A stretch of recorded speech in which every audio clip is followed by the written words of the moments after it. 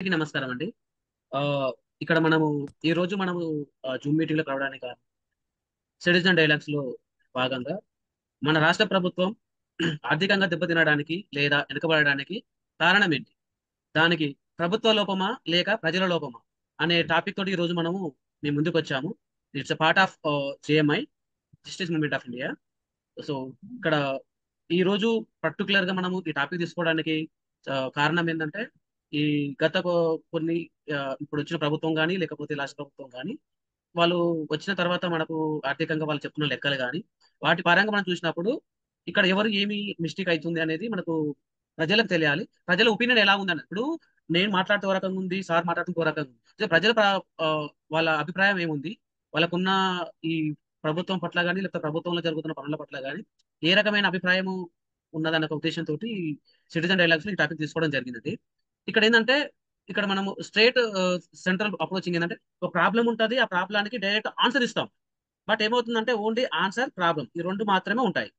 కానీ ఇక్కడ మేము చేస్తుంది ఏంటంటే క్యూబిక్ సెంటరిక్ అప్రోచింగ్ ఏంటంటే ఒక ప్రాబ్లం ఉంటుంది, ఆ ప్రాబ్లానికి వివిధ అభిప్రాయాలను క్రోడీకరించి అభిప్రాయాలలో వచ్చిన ఆ, అభిప్రాయాన్ని ఇప్పుడు నేను ఒక చెప్తాను, లేకపోతే మీరు ఒక చెప్తారు, లేకపోతే ఇంకో ఇతర వ్యక్తి చెప్తారు, అన్నిటిని కలిపి ఏది బెటర్ సొసైటీకి యూజ్ అవుతుంది అనే దాన్ని తీసుకొని మనము ఈ కార్యక్రమాన్ని ముందు తీసుకెళ్ళడానికి మేము వచ్చాము. దాంతో పాటు శివ, నెక్స్ట్ స్లైడ్. ఇక్కడ అంటే అంటే ఈ మీటింగ్ చిన్న నియమ నిబంధనలు పెట్టుకోవడం జరిగింది. దానికి ప్రతి పార్టిసిపెంట్ కానీ ప్రతి ఒక్క వ్యక్తికి 2 నిమిషాలు మాట్లాడడానికి టైం ఇస్తాము.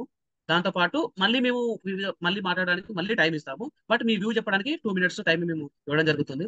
అదే విధంగా ఒక వ్యక్తి మాట్లాడేటప్పుడు ఒక పార్టిసిపేషన్ మాట్లాడేటప్పుడు ఇంకో వ్యక్తి మధ్యలో అతనికి ఆటంకించడం కానీ అంతరాయం చేయడం కానీ చేయకూడదు. సో మీకు మాట్లాడడానికి మళ్ళీ మీకు టైం ఇస్తాం, మీ అభిప్రాయాన్ని వ్యక్తపరచడానికి మళ్ళీ మీకు టైం ఇస్తాము. కాకపోతే ఒక వ్యక్తి మాట్లాడేటప్పుడు ఒక వ్యక్తిని ఇంటరప్ట్ చేయడం ఆ, చేయకూడదు. సో ఇక్కడ ఏంటంటే మనం వచ్చే వాళ్ళం అందరము వివిధ ఆ, భావజాలాలతోటి వివిధ నేపథ్యాల నుంచి వచ్చిన వాళ్ళం కాబట్టి ఎవరి అభిప్రాయాలు వాళ్ళకు ఉంటాయి. సో ఒకరి అభిప్రాయాన్ని ఇంకొకరు గౌరవిస్తూ వ్యక్తిగతంగా ఒకరికొకరికి స్వేచ్ఛ ఇచ్చుకుంటూ మనం ఒకరొకరు గౌరవించుకుంటూ ఈ కార్యక్రమాన్ని ముందుకు తీసుకెళ్లాలని ప్రతి ఒక్కరిని కోరుకుంటున్నాం. ఇక్కడ మనకు వచ్చిన టాపిక్ ఏంటంటే రాష్ట్ర ప్రభుత్వం ఆర్థికంగా దెబ్బతినడానికి లేదా వెనుకబడడానికి కారణం ప్రభుత్వ లోపమా ప్రజల లోపమా? ఇక్కడ మీ అభిప్రాయాలను తెలియజేయండి అనేది మనకి ఈ రోజు మనం తీసుకున్న టాపిక్. సో ఇక్కడ బెటర్ మల్లేశం గారు దీనిపైన మీ ఒపీనియన్ ఏం చెప్పగలుగుతారండి? సార్ యాక్చువల్గా చిన్న నేను మధ్యలో మ్యూట్ చేశాను, ఒక చిన్న డిస్టర్బెన్స్ వస్తే. ఆ, అయితే నేను సరిగా లేదు సార్. వినలేదు. సార్ అయితే సార్ మధ్యలో ఏం లేదు సార్. ఇప్పుడు ఇక్కడ మనకు స్క్రీన్ పైన ఉన్న క్వశ్చనే మన రాష్ట్ర ఆ, ప్రభుత్వం ఆర్థికంగా దెబ్బతినడానికి కానీ లేకపోతే వెనుకబడడానికి ప్రభుత్వ కారణము ప్రభుత్వ లోపమా ప్రజల లోపమా అనేది ఈ రోజు మనకున్న టాపిక్ అండి. దానిపై మీ అయితే అభిప్రాయం తెలియజేయండి. అయితే దాని మీద అభిప్రాయం ఉంది, కానీ ఇంకా ప్రజలకు చాలా లిమిటెడ్ రోల్ ఉంది కదా సార్. ప్రజలు ఏంటంటే ఒకసారి ఓటు వేసేస్తే అయిపోతుంది, ఓటు వేస్తే ఏదైనా మంచిగా అవుతుంది ఉన్న ప్రభుత్వం మీద అనుకుంటారు. అది ముమ్మాటికి అంటే ప్రభుత్వ లోపమే. ప్రభుత్వం అన్నెసరీ థింగ్స్ మీద అన్నెసరీ కొంచెం ఫ్రీ స్కీమ్స్ అంటే అన్వాంటెడ్, అంటే ఇప్పుడు ఫ్రీ స్కీమ్స్ అని అంటే అవసరం లేని కూడా కొన్ని పెట్టేసేసి ఆ, ఆర్థికంగా దివాలా తీయడం, రిసోర్సెస్ అంటే మిస్ మేనేజ్మెంట్ పర్టికులర్ గా ఈ గవర్నమెంట్ లోపమే ఉంది.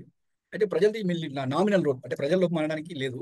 అయితే ప్రజలు ఏంటంటే ప్రశ్నించకపోవడం, తప్పు జరుగుతుంటే లేకుంటే రిసోర్సెస్ వేస్ట్ చేస్తుంటే అన్వాంటెడ్ స్కీమ్స్ ఒకటి ప్రకటిస్తూ పోతుంటే ఏదో ఒకటి ఇస్తున్నారు కదా అనుకుంటున్నారే కానీ ఈ పర్టికులర్గా ఈ రుణమాఫీ లాంటి స్కీమ్స్ అవి నాట్ సజెస్టబుల్. అంటే నిజంగా రైతులు దెబ్బతిన్నప్పుడు రుణమాఫీ చేయాలి, కానీ ఏమవుతుందంటే అది ఒక స్కీమ్ లాగా పెట్టేసారు. ఎవ్రీ టైం లోన్ తీసుకోండి కట్టకండి అని చెప్పేసి ఒక తప్పుడు స్కీమ్స్. అంటే ఇట్లాంటి అంటే వాటి వల్ల పెద్ద ప్రయోజనం ఏం జరగట్లేదు. వాళ్ళు మామూలుగా పంటలు పండి దానికి సరైన ధర వస్తే పెద్ద అవసరం పడదు. అయితే అట్లా కొంచెం రాంగ్ స్కీమ్స్ పెట్టేసేసి మళ్ళీ వాళ్ళకి లోన్ రాకుండా చేయడం, అట్లా కొన్ని తప్పుడు స్కీమ్స్ తోని మేజర్ గా government finances are and disturbance. దాంతోనే మేజర్ గా ఆర్థికంగా దెబ్బతినడానికి కారణం మిస్ మేనేజ్మెంట్, కరప్షన్, అంటే ప్రాపర్ మానిటరింగ్ లేకపోవడం.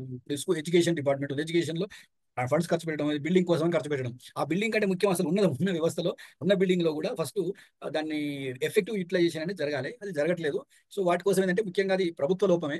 సో ఆ ప్రభుత్వ లోపాన్ని మనం ప్రజలు ప్రశ్నించేంతగా చైతన్యం లేకపోవడం వల్ల ఇక ప్రభుత్వం ఆడుకుంటారు, ఒకసారి ఓటేసారు ఇక 5 ఏళ్ళ వరకు మాదే పోండి అన్నట్టుగా నడుస్తుంది అన్నట్టు. అది that is my opinion sir. Sir చాలా ఐలేష్ బాగా గారు, చెప్పారు సార్. ఐలేష్ గారు, సార్ ప్లీజ్ ప్లీజ్ నేను ప్లీజ్. కొన్ని ఫ్యాక్ట్స్ మన ఆ, మన పార్టిసిపెంట్స్ కు షేర్ చేస్తాను. శివ, నాకు షేరింగ్ యాక్సెస్ ఇస్తారా? Yeah, I will take couple of minutes to share some of the facts. Yes sir. Yeah, మీరు షేర్ చేయొచ్చండి, షేర్ చేయండి. Okay, can you able to see my screen? Yes sir. Okay, ఏం లేదు. ఇప్పుడు వచ్చినటువంటి మన ప్రొఫెసర్స్కు అంతా తెలిసిన విషయాలే మనందరికీ. కానీ ఈ సందర్భంగా నేను కొన్ని ఫ్యాక్ట్స్ ఏదైతే గవర్నమెంట్, మన Telangana government budget and finance మీద ఏంటి అనే కొన్ని ఫ్యాక్ట్స్ మీ ముందు ఉంచడానికి ప్రయత్నం చేస్తున్నాను. సో మనం వివిధ పత్రికలలో ఎన్నోసార్లు ఎన్నో వచ్చినాయి, కానీ కొన్ని హైలైట్ ఇంపార్టెన్స్ నేను తీసుకున్నాను. నిధుల వేటలో రాష్ట్ర సర్కార్, స్కీములకు పైసల సర్దుబాటుపై మల్లగుల్లాలు, ఇటువంటి చాలా వస్తున్నాయి. ఇంకొకటి రీసెంట్గా honourable Telangana chief minister Revanth Reddy గారు ఒక మీటింగ్లో అతను కొంత ఏం వ్యక్తపరిచిందంటే, ఎవ్రీ మంత్ వివిధ పన్నుల రూపంలో కానీ వివిధ రకాలుగా గవర్నమెంట్కు ఆదాయం అంటే రిసీట్స్ 18,500 crores వస్తే 13,000 కోట్లు interest burden, interest payments, debt service plus salaries ఖర్చులకే పోతున్నాయి. ఇక మిగిలిన 5,000 కోట్లు దీంతో ఏం వెల్ఫేర్ చేయాలి, ఏం డెవలప్మెంట్ చేయాలి అనేటువంటి ప్రస్తావన ప్రజల ముందు డిబేట్ పెట్టిండు ఆయన. దీన్ని బట్టి మనం ఏం అర్థం చేసుకోవాలనో మనం చూసుకోవచ్చు. ఇంకొకటి, గత ప్రభుత్వం ప్రకారము, గత ప్రభుత్వము ఇక్కడ నేను ఇచ్చాను అప్ టు 2024 5,81,000 కోట్లు సుమారుగా అప్పులు చేసింది. అప్ టు 2024 కాంగ్రెస్ గవర్నమెంట్ వచ్చిన తర్వాత ఈ 15 నెలల్లో 1,52,000 కోట్ల రూపాయలు అప్పులు చేసింది. అంటే 15 నెలల్లో అంటే యావరేజ్గా ఎంత చేస్తున్నారు వీళ్ళు? ఒక 10,000 కోట్లు అప్పులు తెచ్చుకుంటా వీళ్ళు ప్రభుత్వాన్ని నడిపిస్తున్నారు అనేది మనకు ఇక్కడ అర్థమవుతున్నది. ఇంకొకటి, ఇప్పుడు ఆర్థికవేత్తలు, సామాజికవేత్తలు చెప్పడమే కాకుండా controller and auditor general of India is a constitutional authority. వాళ్ళు మన తెలంగాణ ప్రభుత్వం యొక్క బడ్జెట్ అండ్ ఫైనాన్సెస్ మీద ఏం రిపోర్ట్ ఇచ్చిందంటే, మీరు ఒకసారి మీ ముందర సైనాప్సిస్ పెట్టాను. Not able to achieve any of the 3 physical targets, revenue సర్ప్లసే కానీ, ఫిజికల్ డెఫిసిటే కానీ, లయబిలిటీసే కానీ, ఈ మూడిట్లో కూడా ఏది అచీవ్ చేయలేకపోతున్నారు వీళ్ళు గత 15 సంవత్సరాల నుంచి అనేది క్యాగ్ రిపోర్ట్లో చెప్తున్నారు. ప్రతి సంవత్సరం రెవెన్యూ డెఫిసిట్ పెరుగుతూనే పోతున్నది, ఫిజికల్ డెఫిసిట్ పెరుగుతూనే పోతున్నది. ఇంకొకటి అన్హెల్దీ ట్రెండ్ ఏం చూపించిందంటే off budget borrowings. Off budget ప్రభుత్వము, ఒక ప్రజా ప్రభుత్వము ఎవ్రీ ఇయర్ బడ్జెట్ ఆమోదం చేసుకొని, బడ్జెట్ ప్రపోజల్స్ పెట్టి ఆమోదం చేసుకొని, సభ ఆమోదం చేసుకొని ఖర్చు పెట్టాలి. వీళ్ళు ఎటువంటి ట్రెండ్ను స్టార్ట్ చేసిందంటే గత ప్రభుత్వం నుంచి ఆఫ్ బడ్జెట్ బారోయింగ్స్, అంటే బడ్జెట్లో పెట్టకుండానే బారోయింగ్స్ చేసుకొని ఈ 5,80,000 కోట్లు ఏదైతే ఉన్నదో ఆఫ్ బడ్జెట్ బారోయింగ్స్ మేజర్ శాతం. సో వీటిని, ఇటువంటి ట్రెండ్ ఇది యాంటీ కాన్స్టిట్యూషనల్, ఇది against the provisions of the constitution అని క్యాగ్ తన రిపోర్ట్లో నివేదిస్తున్నాడు. ఇంకొక అన్హెల్దీ ట్రెండ్ ఏంటంటే లాంగర్ మ్యాచ్యూరిటీ బారోయింగ్స్, అంటే 20 సంవత్సరాల నుంచి 30 సంవత్సరాల వ్యవధి గలటువంటి మ్యాచ్యూరిటీ బారోయింగ్స్ తీసుకొని ఇవి కూడా ఆఫ్ బడ్జెట్ ఇటువంటిది చేయడం జరుగుతుంది. ఇంకోటి, ఫైనాన్షియల్ పర్ఫార్మెన్స్ అండ్ అకౌంటబిలిటీలో అసలు ఏ విధమైనటువంటి ప్రాక్టీసెస్, హెల్దీ ప్రాక్టీసెస్ వాళ్ళు ఫాలో చేస్తలేరు అనేది చెప్తున్నారు. ఇంకొకటి, ఎక్స్పెండిచర్ విత్, ఇప్పుడు నాట్ ఓన్లీ బారోయింగ్స్, ఎక్స్పెండిచర్ కూడా వితౌట్ బడ్జెట్ ప్రొవిజన్ చేస్తున్నారు అనేది విత్ గణాంకాలతో. ఇప్పుడు క్యాగ్ రిపోర్ట్ ఎట్లుంటుందంటే ఒక రీసెర్చ్ రిపోర్ట్ లాగా ఉంటుంది. ప్రతిదీ ఒక స్టాటిస్టికల్గా ఫ్యాక్ట్స్ అన్ని చూపించుకుంటూ వాళ్ళు రిపోర్ట్ ఇస్తారు. దీని మీద పెద్ద రిపోర్ట్ ఉంది. If you want I can share all those details. ఇది ఏంటంటే ఒక సైనాప్సిస్ కింద నేను మేము ముందుకు పెట్టాను. ఇంకొకటి ఏం చెప్తున్నారంటే వెల్ఫేర్ అండ్ డెవలప్మెంట్ గ్రాంట్స్ మీద, అంటే వెల్ఫేర్ అండ్ వీటి మీద మేము ఇంత చేస్తున్నాం అంత చేస్తున్నామని ఓవర్ ప్రాజెక్ట్ చేస్తున్నారు. ఇంకోటి, అడ్మినిస్ట్రేటివ్ క్యాపిటల్ ఎక్స్పెన్సెస్ కానీ అడ్మినిస్ట్రేటివ్ కానీ అండర్ ఎస్టిమేట్ చేస్తున్నారు. కానీ ఈ వెల్ఫేర్ మీద ఓవర్ ప్రాజెక్ట్ చేసినప్పటికీ కూడా అవి ఖర్చు చేయడం లేదనేది గణాంకాలతో సహా క్యాగ్ రిపోర్టులు పెడుతున్నారు. అంటే వీళ్ళు చెప్పేది ఒకటి, చేసేది ఒకటి. అంటే బడ్జెట్లో మేము ఇంత పెద్దగా చేస్తున్నాం, ఇన్ని వెల్ఫేర్ స్కీమ్స్ పెడుతున్నాం అని చెప్తున్నారే తప్ప వాటిని ఖర్చు పెట్టడం లేదు ప్రాక్టికల్గా చూస్తే. అంటే క్యాగే ఫ్యాక్ట్స్తో నిరూపిస్తున్నారు. అంటే వీళ్ళు ప్రజలను మభ్యపెడుతూ పరిపాలనలు చేస్తున్నారు అనేది క్యాగ్ రిపోర్ట్ ప్రకటి మనకు అర్థమవుతుంది ఇక్కడ. ఇంకొకటి ఇంపార్టెంట్ థింగ్ ఏం చెప్తున్నారంటే quality of accounts, financial reporting practices very very poor, బాధ్యతారాహిత్యంగా ఉన్నారనేది ఇంకోటి చెప్తున్నారు. ఇంకొక అంశం మనం తీసుకున్నట్లయితే వీళ్ళు ఎంత ఇర్రెస్పాన్సిబిలిటీగా ఒక అకౌంటబిలిటీ లేకుండా ఎట్లా ఉన్నారనేది క్యాగ్ ఈ రిపోర్ట్లో మనకు క్లియర్గా చెప్తాడు. Public sector undertakings, state public sector undertakings మన ఆంధ్రప్రదేశ్ ప్రభుత్వం కానీ తెలంగాణ ప్రభుత్వం కానీ ఏర్పడినప్పటి నుంచి కూడా వివిధ సంవత్సరాలలో వివిధ బడ్జెట్లలో వేల కోట్ల రూపాయలు ఈ పరిశ్రమల మీద పెట్టుబడులు పెట్టినారు. అది దాదాపుగా అక్యుములేటెడ్గా వాళ్ళు ఏం చెప్తున్నారంటే టోటల్ 82 స్టేట్ పబ్లిక్ అండర్టేకింగ్స్ ఉన్నాయి. 82. అందులో ఇప్పటి వరకు 31/3/2021 వరకు 1,20,000 కోట్ల రూపాయలు పెట్టుబడి పెట్టిండ్రు. అంటే ఇది ఎప్పటి నుంచో పెడుతున్నది. యాక్చువల్గా ఇది మనం ఇవన్నీ ఇప్పటి రేట్ ప్రకారం చూసుకుంటే చాలా ఎక్కువ ఉంటుంది అది. కానీ వీటన్నిటి లోపల ఏదో అన్ని లాసులనే నడుస్తున్నాయి. ఇప్పుడు మనము ఒక చిన్న వ్యాపారం పెట్టుకుంటే ఎంతో కొంత ప్రాఫిట్ రావాలి. అంటే మనము క్యాపిటల్ ఎక్స్పెండిచర్ ఏదైతే వీటి కోసం ఏదైతే పెట్టినామో వాటి నుంచి చిల్లి గవ్వ కూడా వాటి నుంచి ఆదాయం రావడం లేదు. అంటే వీళ్ళు ఎటువంటి బాధ్యతతోని వీళ్ళు వ్యవహరిస్తున్నారు, ప్రభుత్వాన్ని నడిపిస్తున్నారు అనేది ఈ రిపోర్ట్స్ని బట్టి మనకు అర్థమవుతుంది. వేస్ట్ఫుల్ ఎక్స్పెండిచర్ ఎట్లా పెడుతున్నారు అనేది కూడా క్యాగ్ రిపోర్ట్లో మనకు తేటతెల్లం చేసిండ్రు. ఇప్పుడు కాళేశ్వరం అనే ఒక ప్రాజెక్ట్ పెట్టి ఇప్పుడు అతను ఏం చేస్తున్నాడు, దాని మెయింటెనెన్స్ కింద అసలు పెట్టుబడి పెట్టడం. ఇప్పుడు ఆ కాళేశ్వరం ప్రాజెక్ట్ యొక్క ఫీజిబిలిటీ ఏంటి అనేది అది పక్కకు పెడితే, ఇప్పుడు మెయింటెనెన్స్ కింద ₹1 ఖర్చు పెడితే దాని బెనిఫిట్ ఎంత వస్తుందంటే 52 పైసలు. ఇది ఎవరో చెప్పడం కాదు, క్యాగ్ చెప్తున్నాడు. రెండోది బ్యాడ్ ప్రాక్టీసెస్ ఏంటంటే ఈ రిపేమెంట్ ఆఫ్ బడ్జెట్ బారోయింగ్స్ ఏదైతే ఉన్నాయో ఈ ఈ మన గవర్నమెంట్ ఎంటిటీస్కు వీళ్ళు ఇచ్చుకుంటా వీళ్ళు బడ్జెట్ నుంచి ఇంట్రెస్ట్లు కడుతున్నారు. ఇప్పుడు బారోయింగ్స్ ఏమో ఆఫ్ బడ్జెట్లో చేస్తున్నారు, ఇంట్రెస్ట్ ఏమో బడ్జెట్ నుంచి కడుతున్నారు. This is unhealthy and against the provisions of the constitution అనేది క్యాగ్ చెప్తున్నాడు. ఇంకొకటి నీతి ఆయోగ్ వాళ్ళు ఏం చెప్తున్నారంటే debt and interest burden revenue ఎక్స్పెండిచర్లో హై చంక్ దీనికే వెళ్ళిపోతున్నది. డెవలప్మెంట్ అండ్ క్యాపిటల్ ఎక్స్పెండిచర్ మీద, అంటే సమాజంలో అసెట్స్ క్రియేట్ చేయడం వాటి లోపల వీళ్ళు ఏమీ ఖర్చు చేయడం లేదనేది వాళ్ళు నీతి ఆయోగ్ వాళ్ళు గణాంకాలతో సహా వాళ్ళ రిపోర్ట్లు చెప్తున్నారు. సో ఇవి నేను ఇప్పుడు ఉన్నటువంటి మన ప్రొఫెసర్స్ మన యొక్క నిపుణుల ముందట నేను ఈ విషయాన్ని పెడుతున్నా. దీన్ని ఆధారం చేసుకొని మీ యొక్క ఆలోచనలు ఏంటి? అసలు నిజంగా రాష్ట్ర ప్రభుత్వం ఆర్థికంగా వెనుకబడి ఉందా, లోటుగా ఉందా? దీనికి కారణాలు ఏంటి? మీరు సూచనలు కూడా చేయాలని సందర్భంగా నేను కోరుకుంటున్నాను. So over to Shiva. Yeah, thank you Ramesh గారు. క్యాగ్ రిపోర్ట్స్ చూపించి మనకు ఎంత డెప్స్ ఉన్నాయి అనేది ఒక క్లియర్ ఇన్ఫర్మేషన్ పిక్చర్ ఇచ్చారు. యా, మనం టాపిక్ లోకి వెళ్దాము. యా, ఐలేష్ గారు కంటిన్యూ చేయండి. Yeah, thank you Shiva. ఇక ఇదే టాపిక్ పైన మన వెంకటాస్ గారు, సార్ మీ ఒపీనియన్ చెప్పండి సార్. రాష్ట్ర ప్రభుత్వం ఆర్థికంగా దెబ్బతినడానికి కారణం ప్రభుత్వ లోపం, ప్రజల లోపం అనేది మనకున్న టాపిక్. దానిపైన మీ ఆలోచన కానీ మీ సూచనలు కానీ చెప్పండి sir. Okay, thank you Ailesh గారు for giving this opportunity. And I thank first of all నా మిత్రుడు రమేష్, ఎందుకంటే చాలా రోజుల తర్వాత మళ్ళీ ఒక మంచి కార్యక్రమం తీసుకున్నందుకు నేను మనసారా జేఎంఐని అభినందిస్తున్నాను. I think let us continue this activity every week this అని నేను జేఎంఐని నేను మనస్ఫూర్తిగా అభినందిస్తూ కోరుతున్నాను. ఇక ఈరోజు టాపిక్లకు వస్తే గన ఒక్క విషయం మనం అర్థం చేసుకోవాలి. ఇప్పుడు రాష్ట్ర ప్రభుత్వాలు కానీ ఇప్పటి వరకు నడిచిన రాష్ట్ర ప్రభుత్వాలు భారతదేశంలో మరి తెలంగాణలో కంబైన్ ఆంధ్రప్రదేశ్ కానీ ఇక్కడ కానీ ఇవి ప్రజల ప్రభుత్వాలు కావాలనేటువంటి విషయం అర్థం చేసుకోవాలి. అంటే కొద్ది మంది ఒక మైండ్ సెట్, ఏ మైండ్ సెట్, మేము పరిపాలన కోసం పుట్టాము, మేము మిగతా జనాలంతా అలాగా, మిగతా జనాలంతా ఓకేనా? ఏమైనా ప్రాబ్లం అవుతుందా? It's okay. లేదు సార్, లేదు సార్, ప్లీజ్ కంటిన్యూ సార్.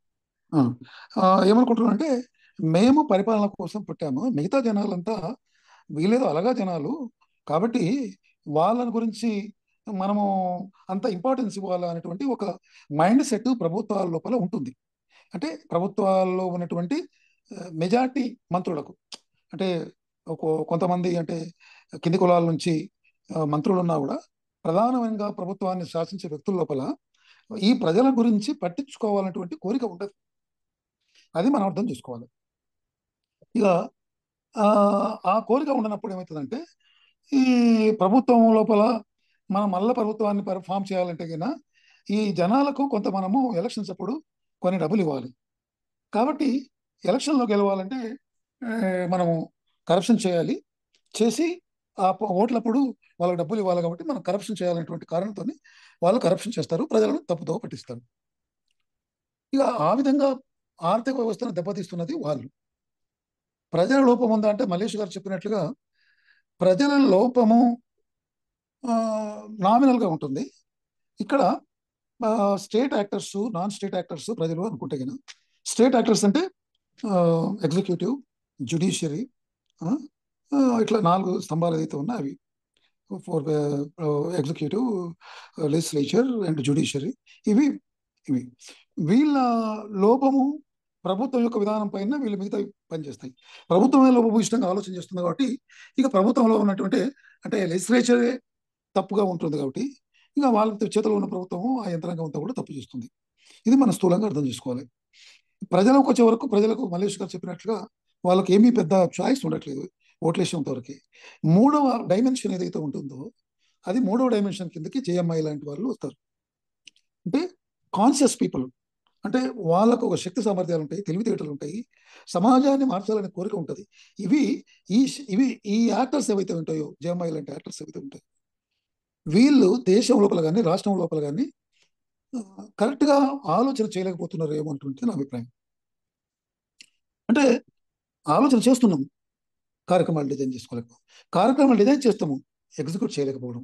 అంటే మనము జేఎంఐ లాంటి సంస్థలు ఏవైతే ఉన్నాయో ఆలోచన చేయాలి, కార్యక్రమాలు డిజైన్ చేసుకోవాలి, చేసుకున్న కార్యక్రమాలను ఇంప్లిమెంట్ చేయాలి. ఇది ఈ లోపం మన దగ్గర ఉంది అని నేను అంటాను. ప్రజలను మన వైపు తిప్పుకోవాలి. ప్రజలు ప్రభుత్వంతో ఉన్నారు ఇప్పుడు, అంటే ప్రభుత్వం ఏం చెప్తే చేస్తున్నారు. కానీ ప్రభుత్వాన్ని ప్రశ్నించాలి అనేటువంటి చైతన్యం కలిగించాలనేటువంటి, లేదా ప్రభుత్వాన్ని నిలదీయాలనేటువంటి ఆలోచనను ప్రజల్లో ఉండొచ్చు. కానీ దానికి నాయకత్వం వహించే వాళ్ళు ఎవరు ఉన్నారు? ప్రజల నాయకత్వం ఎవరు వహిస్తున్నారు అంటే పరిపాలకులే. అంటే ఒకసారి కాంగ్రెస్, ఒకసారి బీఆర్ఎస్పీ, ఇంకొకసారి అంటే ఎవడైతే పాలక వర్గం ఉందో ఆ పాలకులే ప్రజలకు నాయకత్వం ఇస్తున్నారు. మనలాంటి వాళ్ళు నాయకత్వం వహిస్తలేము. మనము నాయకత్వం వహించడానికి ఏం చేయాలి? అది టాపిక్ పెట్టుకోవాల్సిన అవసరం ఉంది. అయితే దానికి మనం చేయవలసింది ఏంటంటే మనము ఒక న్యూక్లియస్గా ఏర్పడి మేము ఇందులో ఉన్నటువంటి వాళ్ళము మాకు ప్రజల కోసం పనిచేస్తామనేటువంటిది మనం ప్రజలకు చూపించాలి. మనం అంటే మాటలు చెప్పడం కాదు, ప్రజల్లో వెళ్ళి పనిచేయాలి. సో అలా పనిచేసినప్పుడే మన మార్పు వస్తుంది. సో ఇది ఎవరు మన మిత్రుడు రమేష్ గారు చెప్పినట్లుగా వాళ్ళు అన్ని రకాలుగా తప్పులు చేస్తున్నారు. బట్ ఎవరు ప్రశ్నిస్తున్నారు? ప్రశ్నించే శక్తులు ఎక్కడున్నాయి? ప్రశ్నించే శక్తులు 2 రకాలు. ఒకటి అంటే ఉద్యమాలు నడిపేటువంటి సంస్థలు, 2 ప్రజల పక్షం ఇచ్చినటువంటి పార్టీలు. తెలంగాణలో ప్రజల పక్షం ఇచ్చే పార్టీ లేదు కదా, ఆంధ్రప్రదేశ్లో ప్రజల పక్షం ఇచ్చే పార్టీలు లేవు కదా, దేశంలో ప్రజల పక్షం ఇచ్చే పార్టీలు ఏమున్నాయి? ఉన్నా కూడా వాళ్ళు ఏంటంటే లోపభూయిష్టంగా తయారైంది. ఎవరు బీఎస్పీ కానీ లేకపోతే కమ్యూనిస్టులు కానీ, అంటే వాళ్ళే ఒక రకంగా ఆత్మరక్షలో పడిపోయింది కదా వాళ్ళు. కాబట్టి మనము పార్టీలను ఏర్పాటు చేసుకోవాలి, సంస్థలను ఏర్పాటు చేసుకోవాలి. ఇవి నిరంతరం ప్రజల్లో ఉండాలి.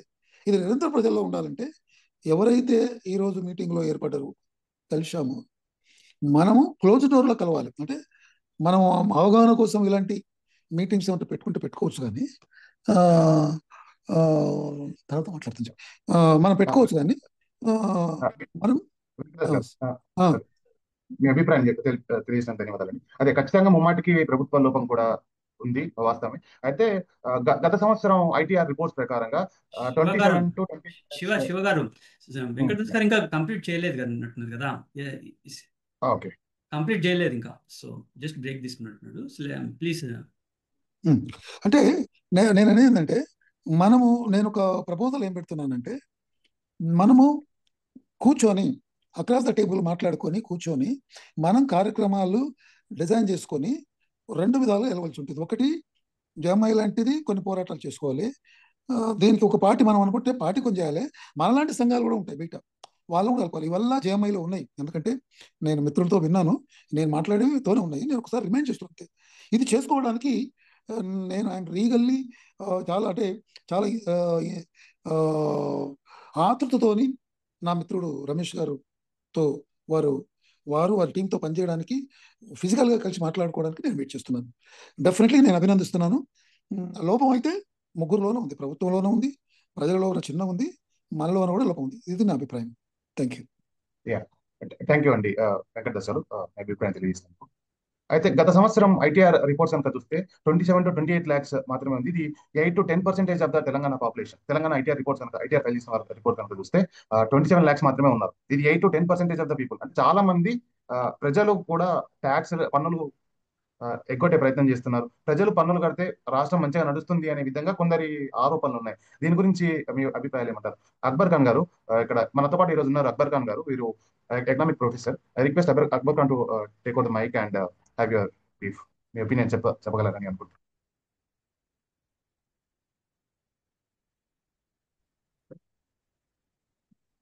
Sir, you are on mute. Akbar, Am sir. am I audible? Sir, Yeah. అందరికీ yes sir, నమస్కారం. yes sir. యాక్చువల్లీ రమేష్ గారు చాలా మంచిగా స్టాటిస్టిక్స్ ఇచ్చారు, చాలా మంచి డీటెయిల్స్ ఇచ్చారు పబ్లిక్ డెట్ గురించి మన తెలంగాణ రాష్ట్రంది. స్కీమ్స్ ఇంట్రడ్యూస్ చేసిండ్రు, ఒక 17 స్కీమ్స్ కాంగ్రెస్ గవర్నమెంట్ రాగానే స్కీమ్స్ ఇంట్రడ్యూస్ చేశారు. కానీ గవర్నమెంట్ December 2003లో విన్ అయినాక అప్పుడే వాళ్ళకు తెలుసు 6,13,000 crores డెట్ ఉన్నది. అంటే వాళ్ళ ముంగట ఒక బడ్జెట్ ఉన్నది, 6,13,000 crores డెట్ బర్డన్ ఉన్నది.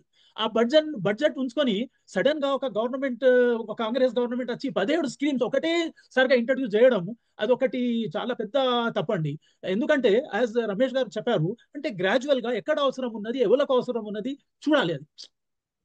అది చాలా ఇంపార్టెంట్. అఫ్ కోర్స్ ఇప్పుడు వీవర్స్ ఉన్నారు, వాళ్ళ కొన్ని స్కీమ్స్ ఇచ్చారు. ఇప్పుడు సిరిసిల్ల వీవర్స్ ఉన్నారు, ఇప్పుడు కూడా కొన్ని సూసైడ్స్ జరుగుతూనే ఉన్నాయి. ఇప్పుడు ఫార్మర్స్ ఉన్నారు, గతంలో అగ్రికల్చర్ ఫార్మర్స్ కూడా సూసైడ్ చేశారు. కానీ ఇప్పుడు ఒక 4-5 years నుంచి అది లేదు. అంటే కొన్ని ఇంప్రూవ్మెంట్స్ జరిగాయి ఈ బీఆర్ఎస్ గవర్నమెంట్ లో.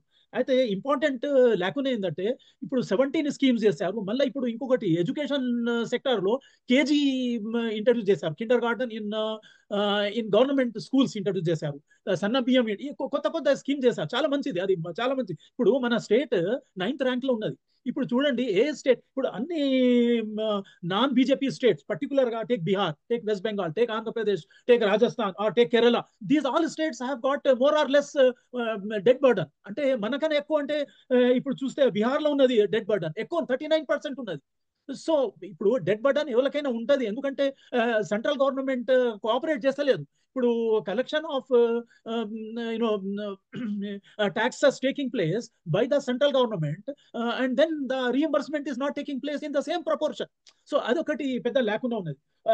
ఒక ఇంపార్టెంట్ కారణం ఏంటంటే టిఆర్ఎస్ గవర్నమెంట్ ఏం చేసింది, ఎగ్జామినేషన్స్ కండక్ట్ చేసింది, పబ్లిక్ సర్వీస్ కమిషన్, అన్ని వేరీ కమిషన్, అన్ని ఎగ్జామ్స్ కండక్ట్ చేసింది. 56,000 అపాయింట్మెంట్స్ కోసము. ఇప్పుడు ఈ కొత్త గవర్నమెంట్ వచ్చినాక అపాయింట్మెంట్ చేసింది, వాళ్ళ సాలరీస్ పే చేయాలి. ఇప్పుడు lot of expenditure burden is on the state Exchequer అన్నట్టు. సో అదొకటి. మళ్ళీ మూడోది, మీరు చెప్పారు, రమేష్ గారు చెప్పారు, ట్యాక్స్ కలెక్షన్. ఇప్పుడు ఏమైతుంది, all big fishers are exempted and only small people like us, poor and middle class people are harassed for payment of property taxes and other taxes. So almost the tax burden which is not collected is almost 60 to 65%. అంటే Telangana government కు అది governance చాలా lacking ఉన్నది. అంటే ఇప్పుడు governance అంటే ఒక మాట చాలా ఇంపార్టెంట్, SOPs లేవు, standard operating procedures and practices ఎక్కడ లేవు. Take for example finance commission. ఇప్పుడు ఫైనాన్స్ కమిషన్ ఏం రోల్ ఉన్నది, మన సార్ రాజార్ సిసిల్లా గారు ఉన్నారు, చైర్మన్ గారు, వారికి మెంబర్స్ ఉన్నారు. వారి రోల్ ఏమున్నది, రెవెన్యూ జనరేషన్ స్ట్రాటజీస్ ఏమున్నాయి, క్యాపిటల్ ఎక్స్పెండిచర్ జరుగుతుంది అన్ని ప్రాజెక్ట్స్ లో. Take any project, it is irrigation project అని, as it is planned to earn 9.2% of the revenue. Are we getting that revenue or not? Why are we not getting? What are the lacunas in that? We are not having any monitoring authority. We are not doing that. So we are lacking in e-governance and governance. So exactly state government is responsible for that. మనం ఏంటంటే schemes తీసుకొచ్చి schemes implement చేసి public మీద పెట్టే, ఇప్పుడు ladies కు, women కు scheme ఇచ్చిండ్రు ఫ్రీ బస్ సర్వీసెస్ అని. ఇప్పుడు దానివల్ల దాని ఇంపాక్ట్ పబ్లిక్ మీద నెగటివ్ కూడా వస్తుంది, చాలా నెగటివ్ వస్తుంది. సో దానివల్ల I don't want to go in to the details because 2 minutes are given to me. So particular గా finance commission of the state government has responsibility, and it has lack of innovative approach in this regard. And target approach లేదు వీళ్ళకు finance commission కు. Targeted approach ఉంటేనేమో revenue generation కును ఈ capital expenditure కు link ఉంటుంది. ఇప్పుడు రెవెన్యూ ఎక్స్పెండిచర్ యాక్చువల్ గా accounting principles, accounting fundamentals are misleading. If I take one report, I have just taken one report. You will surprise to see in the allocation of key sectors amount, it is showing 96% is the difference. See, actual in 2003, 2004 for welfare of SC, ST and OBC is 432 crores, whereas the estimate is 12,140. అంటే 12,140 estimate చేస్తారా అంటే ఎవరైనా? అంటే actual expenditure is 432, అంటే 96%. అంటే you are showing in the estimates so high to the public and your release of funds is very less. It means that ఇప్పుడు నేను యూనివర్సిటీలో ఉన్నా, నేను వైస్ ఛాన్సలర్ ఉన్నా, నేను ఒక క్లర్క్ తిరిగా నేను బతిమిలాడుకుంటా వాళ్ళ దగ్గర పోయి క్వార్టర్లీ బడ్జెట్ రిలీజ్ చేసేందుకు ఫైనాన్స్ డిపార్ట్మెంట్ లో principal secretary, finance principal secretary, education దగ్గర బతిమిలాడుకుంటా. నేను I'm using this word because that is the new university when I went and I was responsible for all. So I used to go to them and I used to get released funds. ఒక 2 quarters release చేసినాక 3వ quarter కు రిలీజే లేదండి. మళ్ళీ release అయితే కూడా ఒక 30%, 40% తక్కువ చేసేస్తారు. ఎందుకండి ఇట్లా? If you have a proper budgeting process, if you have a proper planning, what are the plan expenditures, what are the non-plan expenditures, if you have proper allocation of concurrent budget and non-concurrent budget and consolidated fund budget and sectoral budgets, then you will have a proper allocation. ఇప్పుడు చూడండి 60%, 61% welfare schemes అని పెట్టింది. I agree. ఇప్పుడు ఏంటంటే మన state as per the constitution, it is welfare state. I definitely go by our state is doing well with regard to the schemes, with regard to this. But when it comes to the debt burden, it is highly overburdened particularly because of the financial discipline is lacking in us. Particularly because our enhancement of revenue is lacking. We are short of enhancement of revenue. అంటే ఏంటంటే మనకు central budget నుంచి మనం focus చేసి మనం we are not getting our share of the tax as such. So there is a stepmotherly treatment by the central government. I'm sorry to use these words.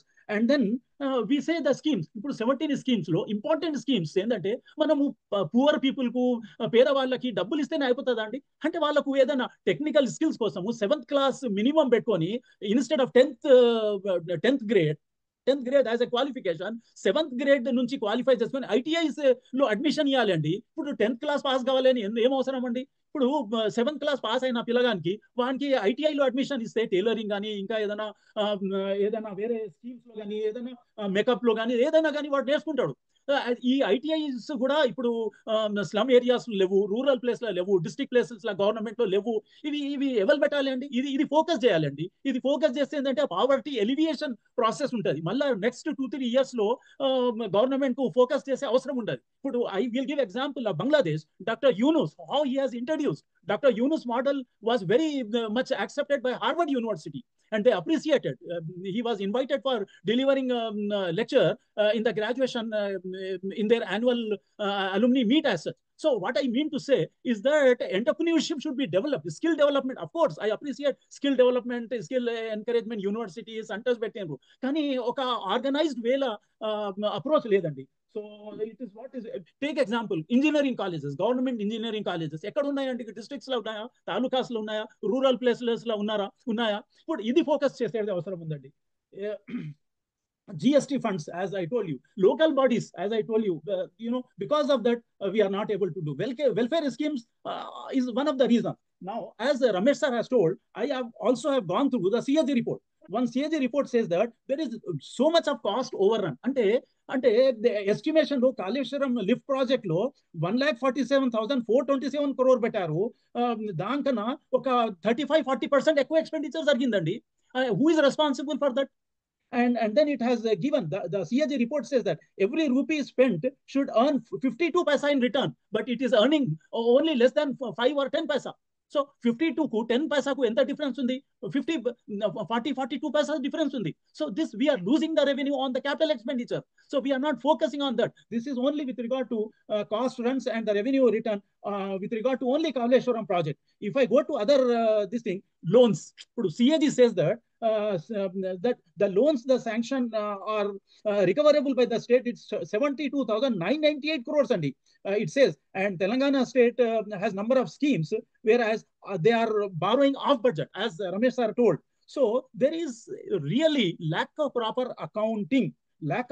It says that proper account from these corporations is not there. So they are borrowing from different corporations.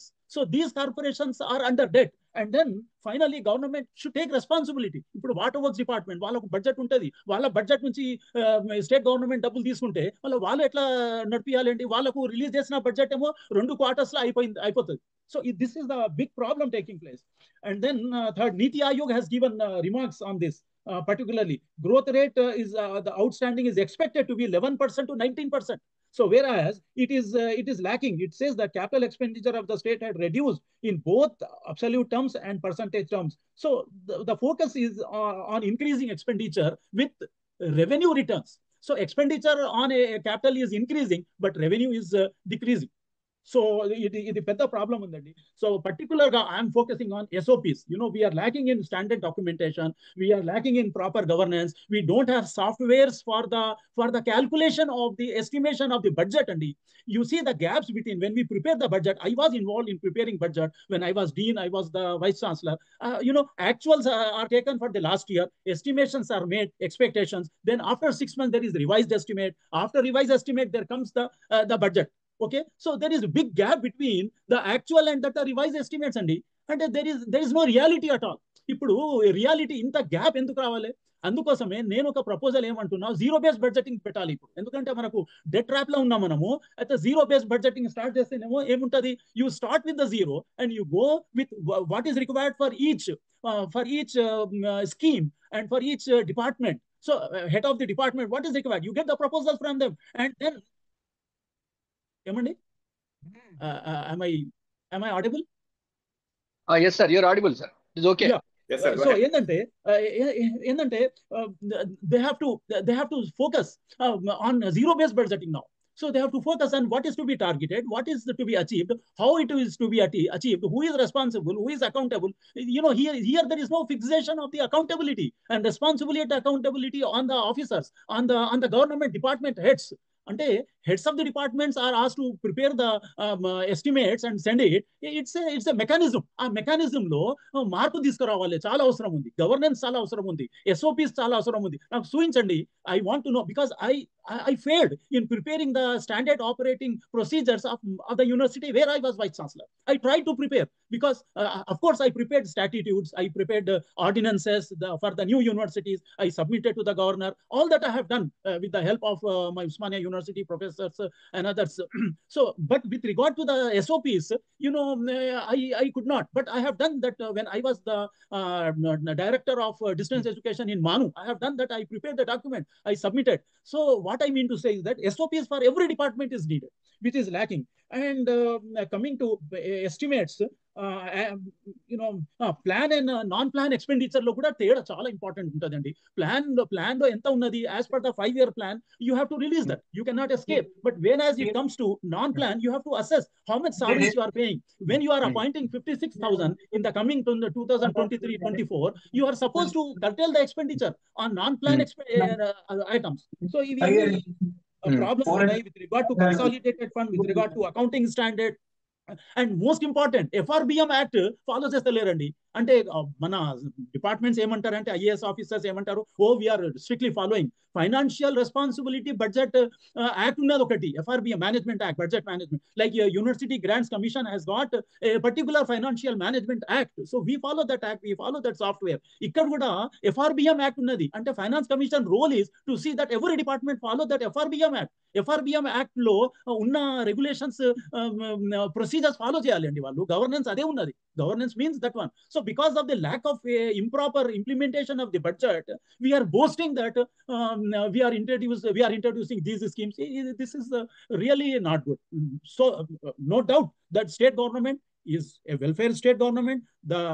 The previous government also did a good job. Present government is also doing good job. But now, because of the debt burden, it is going to seriously affect on on the expenditure on welfare schemes. Definitely, public will be seriously affected. So that has to be taken care of. Otherwise, in the coming year, 2025, 26, 26, 27, in all the schemes like water scheme, electricity scheme, power schemes, irrigation scheme, in all schemes, public will be seriously affected. So once you start a scheme, if you close the scheme, definitely they will be opposing.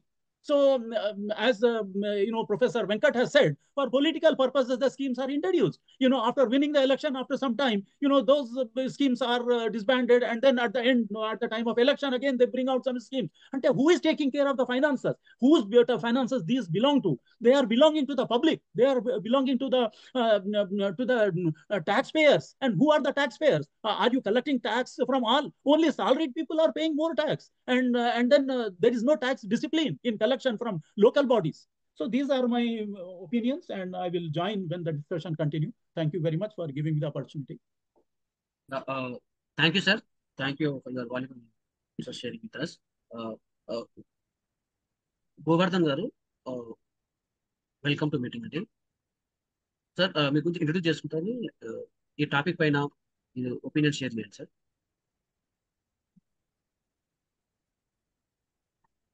నన్ను అడిగారు, నేను మాట్లాడాను. Hello, అవును sir, అవును sir, నేను మాట్లాడమంటారా? మాట్లాడండి sir. మన రాష్ట్ర ప్రభుత్వం ఆర్థికంగా దెబ్బతినడానికి కారణం ఏంటి, దానికి ప్రభుత్వ లోపమా ప్రజల లోపమా అనేది మీ వ్యూ చెప్పండి సార్. ఓకే, యాక్చువల్గా ఈ జూమ్ మీటింగ్ లో పాల్గొంటున్నటువంటి ప్యానెల్లో ఉన్నటువంటి మిత్రులందరికీ కూడా అభినందనలు. తెలంగాణ రాష్ట్రం ఈరోజు తీవ్రమైనటువంటి ఆర్థిక ఇబ్బందులు, ఆర్థిక సంక్షోభం ఎదుర్కోవడానికి ప్రజల లోపం ఎంత మాత్రం కాదు. అంటే ఏ రాష్ట్ర ప్రభుత్వంలోనైనా చెప్పండి. నేను అక్కడికే వస్తాను. సార్ లేదు, అంటే ఫస్ట్ మీ గురించి ఇంట్రడక్షన్ ఇవ్వండి సార్. మీ గురించి చెప్పండి. ఓకే, నా పేరు నైనాల గోవర్ధన్. నేను తెలంగాణ రాష్ట్రంలో ఉండేటటువంటి అనేక అత్యంత బడా రాజకీయ నాయకుల అవినీతి పైన నేను ప్రజలకి వాస్తవాలు తెలియజేయడానికి పరిశోధన చేస్తూ ప్రజల ముందు వాస్తవాలు పెడుతూ రాస్తూ ఉంటాను, రైటర్ని ప్రముఖ పత్రికల్లో. అదేవిధంగా దానికి సంబంధించినటువంటి విషయాలని ప్రజలకి మరింత లోతుగా తెలియజేయడానికి సోషల్ యాక్టివిటీ కూడా లైక్ మైండెడ్ పీపుల్ తో కలిసి చేస్తుంటాం. గత చంద్రశేఖరరావు ప్రభుత్వం ఈ తెలంగాణ రాష్ట్రంలో తెలంగాణ ప్రత్యేక రాష్ట్రం ఏర్పడిన తర్వాత ఏదైతే కాళేశ్వరం ప్రాజెక్టు భారీ ఎత్తిపోతల ప్రాజెక్టు, ప్రపంచంలోనే భారీ ఎత్తిపోతల ప్రాజెక్టుగా నిన్నటి వరకు చెప్పుకొని ఇటీవలే అది అసెంబ్లీ ఎన్నికలకు ముందు ఏదైతే కొలాప్స్ అయిందో దానిపైన నేను ఎక్కువగా పనిచేశాను. వాటికి సంబంధించినటువంటి వాస్తవ విషయాలు ప్రజల ముందు అనేక ప్రముఖ పత్రికల్లో రాయడము, పుస్తకాలు తీసుకురావడము. అదే సందర్భంలో ఈ కరప్ట్ గవర్నమెంట్ కి సంబంధించినటువంటి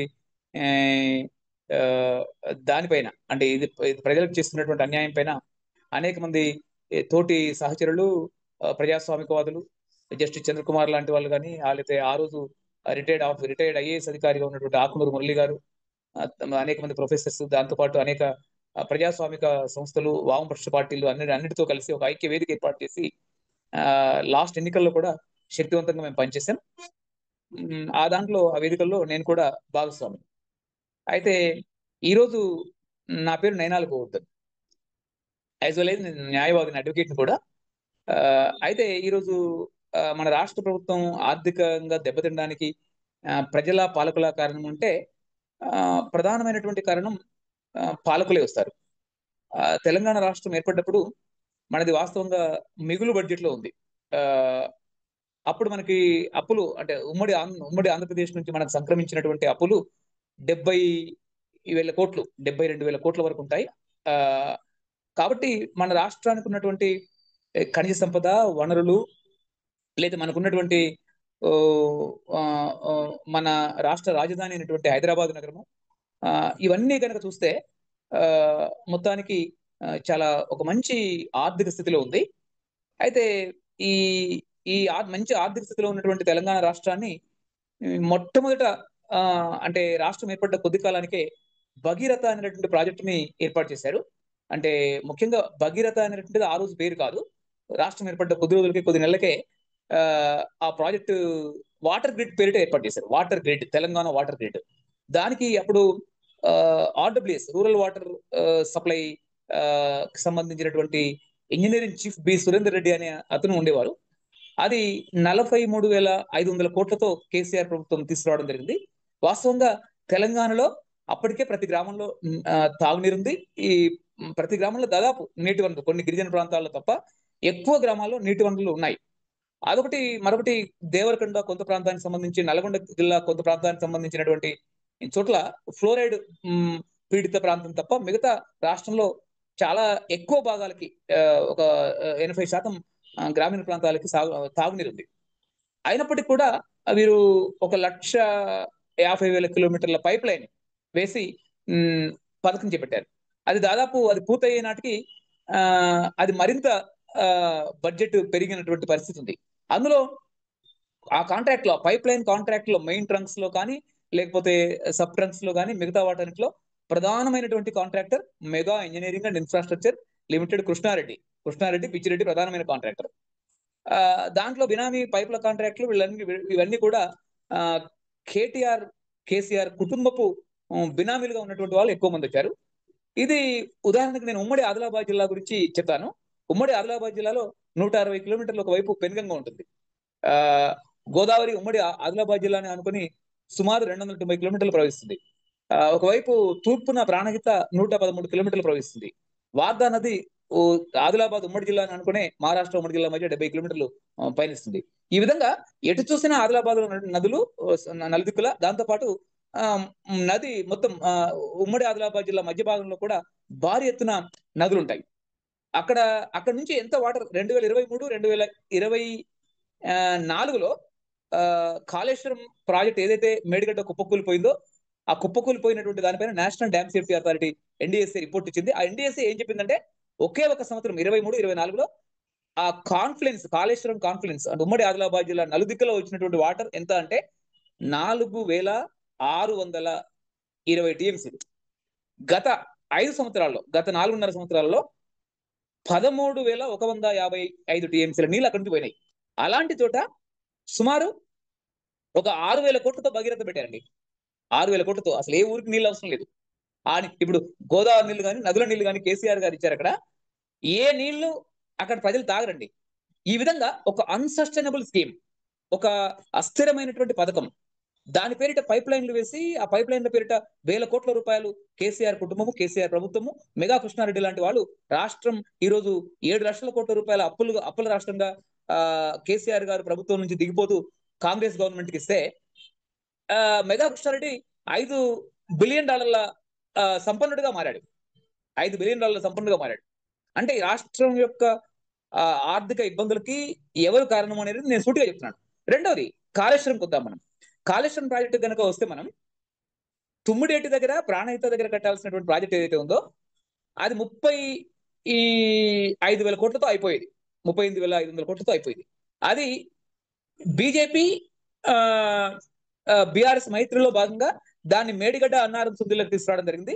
ఆ మేడిగడ్డ అన్నారం సుందిలకు తీసుకొచ్చినటువంటి క్రమంలో ఏమైంది అంటే ఆ ప్రాజెక్టు ఖర్చు ఇనిషియల్ బడ్జెట్ 81,000 కోట్లకు పెరిగింది. 81,000 కోట్లకి అది పూర్తి అంటే ఆ చంద్రశేఖరరావు అప్పటి వరకు ప్రభుత్వం దిగిపోయే నాటికి ఖర్చు పెట్టినటువంటి డబ్బు ఎంత అంటే 94,000 కోట్లు అండి. ఆ 94,000 కోట్లలో 2019లో ప్రాజెక్టు, 2016లో ప్రాజెక్టు చేపడితే 2019లో ప్రాజెక్టు ఇనాగ్రేషన్ చేశారు 3 ముఖ్యమంత్రులతో. 2023 అక్టోబర్ 23న 2023 అక్టోబర్ 21న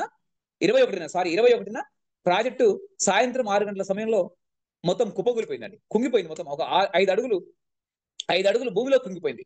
ఇప్పుడు మేడిగడ్డ, అన్నారం, సుందిల్లా అనే 3 బ్యారేజీలకి సోర్స్ అంటే నీటి సోర్స్ ఏదైతే సుమారు 94,000 కోట్లు, సుమారు 1,00,000 కోట్లు ఈ ప్రాజెక్ట్ ఈ ఎత్తిపోతల పైన ఖర్చు పెట్టారో, ఈ ఎత్తిపోతల పైన ఖర్చు పెట్టినటువంటి సోర్స్ డ్యామ్ సోర్స్ బ్యారేజ్ ఏదైతే ఉందో మేడిగడ్డ, అన్నారం, సుందిల్లా, ఈ మేడిగడ్డ, అన్నారం, సుందిల్లా బ్యారేజీలు ఎందుకు పనికిరావు అని చెప్పేసి national dam safety authority NDSA report ఇచ్చిందండి.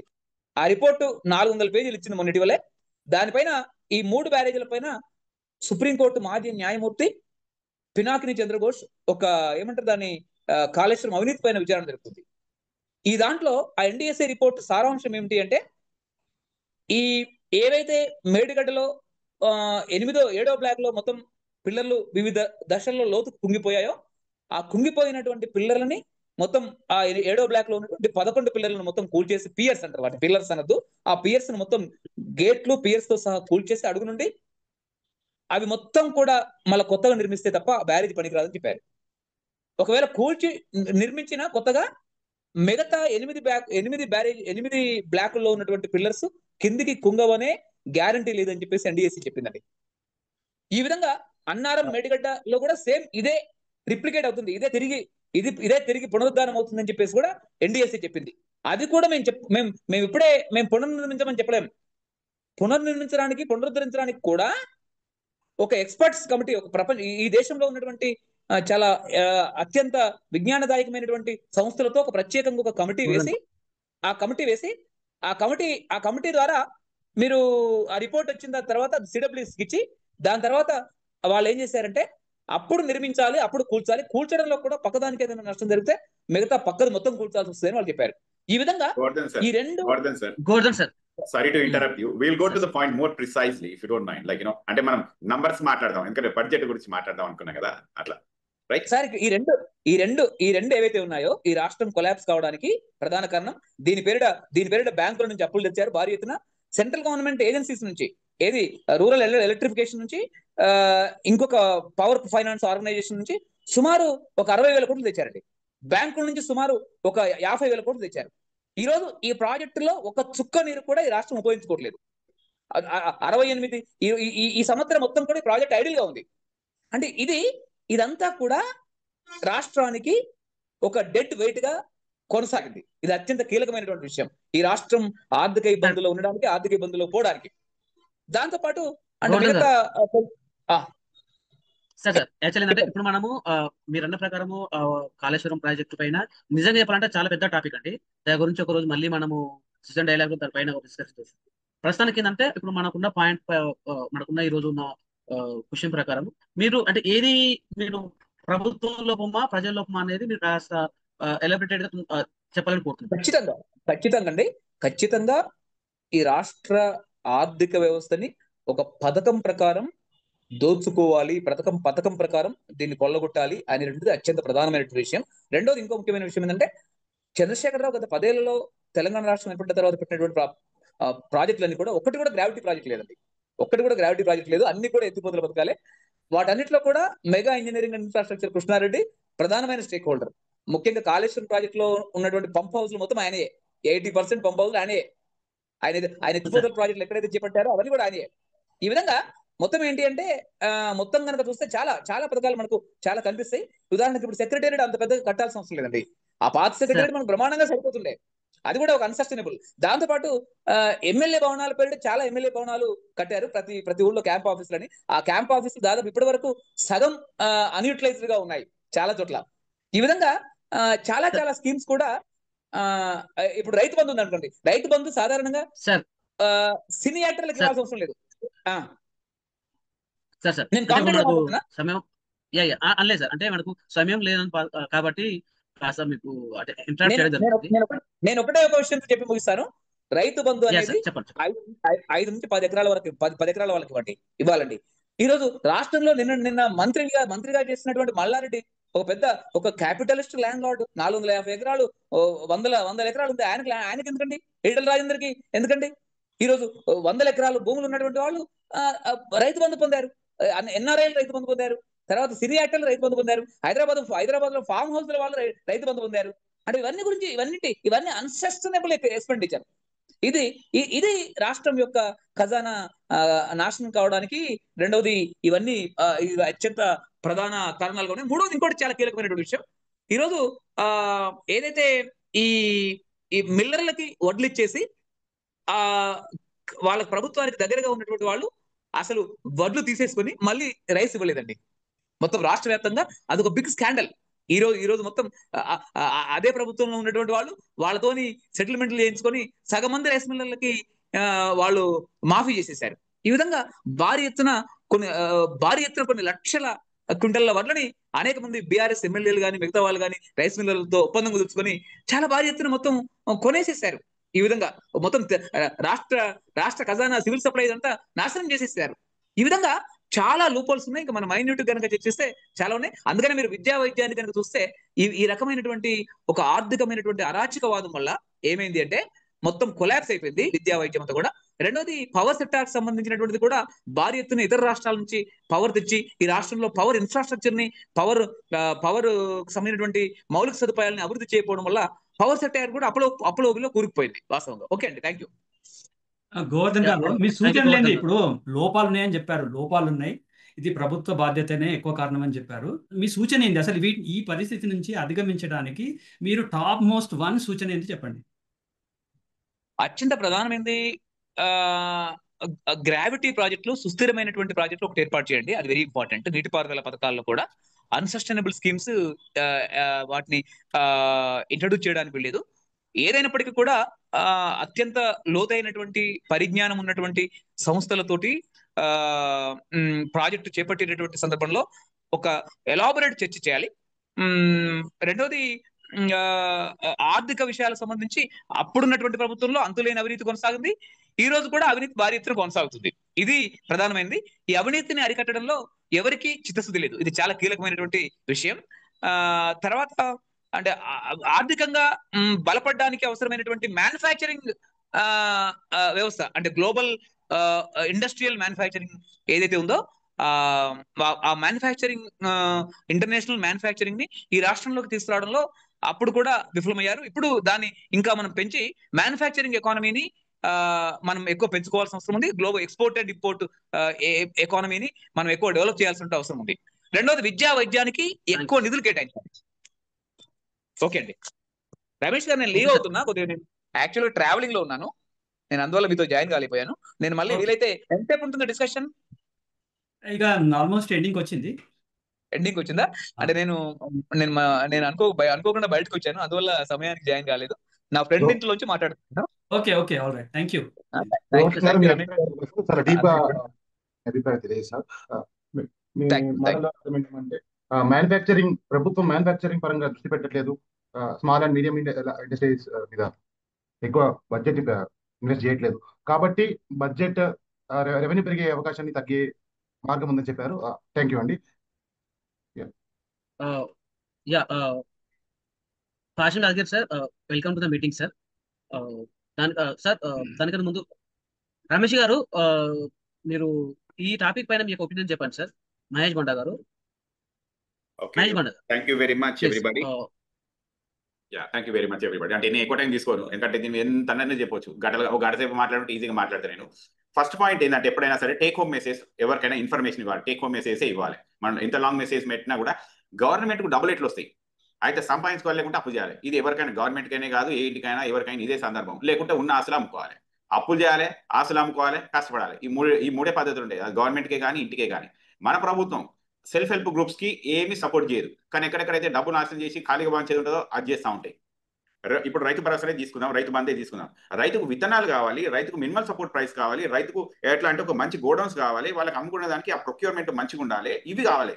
అవి చేయకుండా ఏదో డబ్బులు ఇచ్చేస్తారో అయిపోతుంది. ఇంతకంటే ముందు ఎవరో చెప్పినట్టు ఎంతమంది ఎన్ని ఎకరాల కూడా ఇచ్చేస్తారు.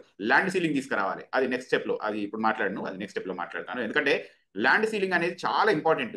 అది లేకుంటే బడ్జెట్ హెవీగా అయిపోయింది. ఇప్పుడు ఇవాళ హెల్త్ బడ్జెట్ అయినా, ఎడ్యుకేషన్ బడ్జెట్ అయినా ఎక్కువ ఎందుకైందండి? ఎందుకంటే స్కూల్ బిల్డింగ్ తీసుకోవాలంటే దాని అప్పు విపరీతంగా పెరిగిపోయింది. హాస్పిటల్ కట్టుకోవాలంటే, ఒక మామూలు హాస్పిటల్ కట్టాలంటే 10 కోట్ల రూపాయలు కావాలి. Tier 2 cities లో, హైదరాబాద్ మర్చిపోండి. అంతంత బడ్జెట్ పెట్టినప్పుడు అందరి పాకెట్ కట్ కదా. ఇప్పుడు హెల్త్ అనేది అయితే సాగు లేకుండా బతుకు రెండే ఉంటాయి. సాగు బతుకులు వెళ్ళినప్పుడు ఎట్లా వాడు అప్పు సుప్పు ఏదో ఒకటి చేసుకొని కట్టేస్తారు. కాబట్టి ఆ అప్పులకి బయటికి రాలేక కూడా ఆ ఇండివిజువల్ బిజినెస్ చేయలేకపోతాడు. బిజినెస్ చేయలేకపోయి ఏమైతుంది అంటే అది గవర్నమెంట్ మీద డిపెండ్ అవుతుంది మళ్ళీ. సో ఇది రెండో పద్ధతి. ఇక మనం ఇప్పుడు భూములు అమ్ముతా ఉంటారు. ఇక్కడ మొన్న చూసిన కదా, KPHB అనుకుంటా, అక్కడే అనుకుంటా కదా, 141 కోట్లతోటి. అంతకంటే ముందు షేర్లింగపల్లిలో 100 కోట్లతోటి ఒక ఎకరానికి. 140 కోట్లు అంటే ఎంత సంపాదించాలి తెలుసా? 100 కోట్లు తీసుకురావాలంటే 100 కోట్లు ఎట్లా వస్తాయండి? దాని మీద ఎంత రెవెన్యూ జనరేట్ కావాలి తెలుసా? నెలకి కనీసంగా ఎట్లాంటి వాళ్ళు పెట్టుకున్నా కూడా నెలకు 1 కోటి రూపాయలు రావాలి ఆ ఎకరంలోకి వెళ్ళి. లాభం అని చెప్తుంది ఊరికే, బేసిక్ లాభం రావాలంటే కూడా. మరి అంత వస్తుందా? అంటే అంత రొటేషన్ చేయాలంటే ఎంత డబ్బులు కావాలి తెలుసా? అంటే 5 కోట్లు కావాలి. 5 కోట్లు జనరేట్ చేస్తుంది అక్కడ ఏదన్నా? 5 కోట్లు జనరేట్ చేస్తే కానీ నీకు 20% లాభం రాదు. ఏం మాట్లాడతారండి, ఏ బిజినెస్ చేస్తారు, ఏం చేస్తారు వీళ్ళంతా అంటే భూములు అమ్మేస్తారు, దాని కాస్ట్గా చేసేసి ఉన్న వాళ్ళందరూ కబ్జా చేసేసి అమ్మేస్తారు. రెండో పద్ధతి.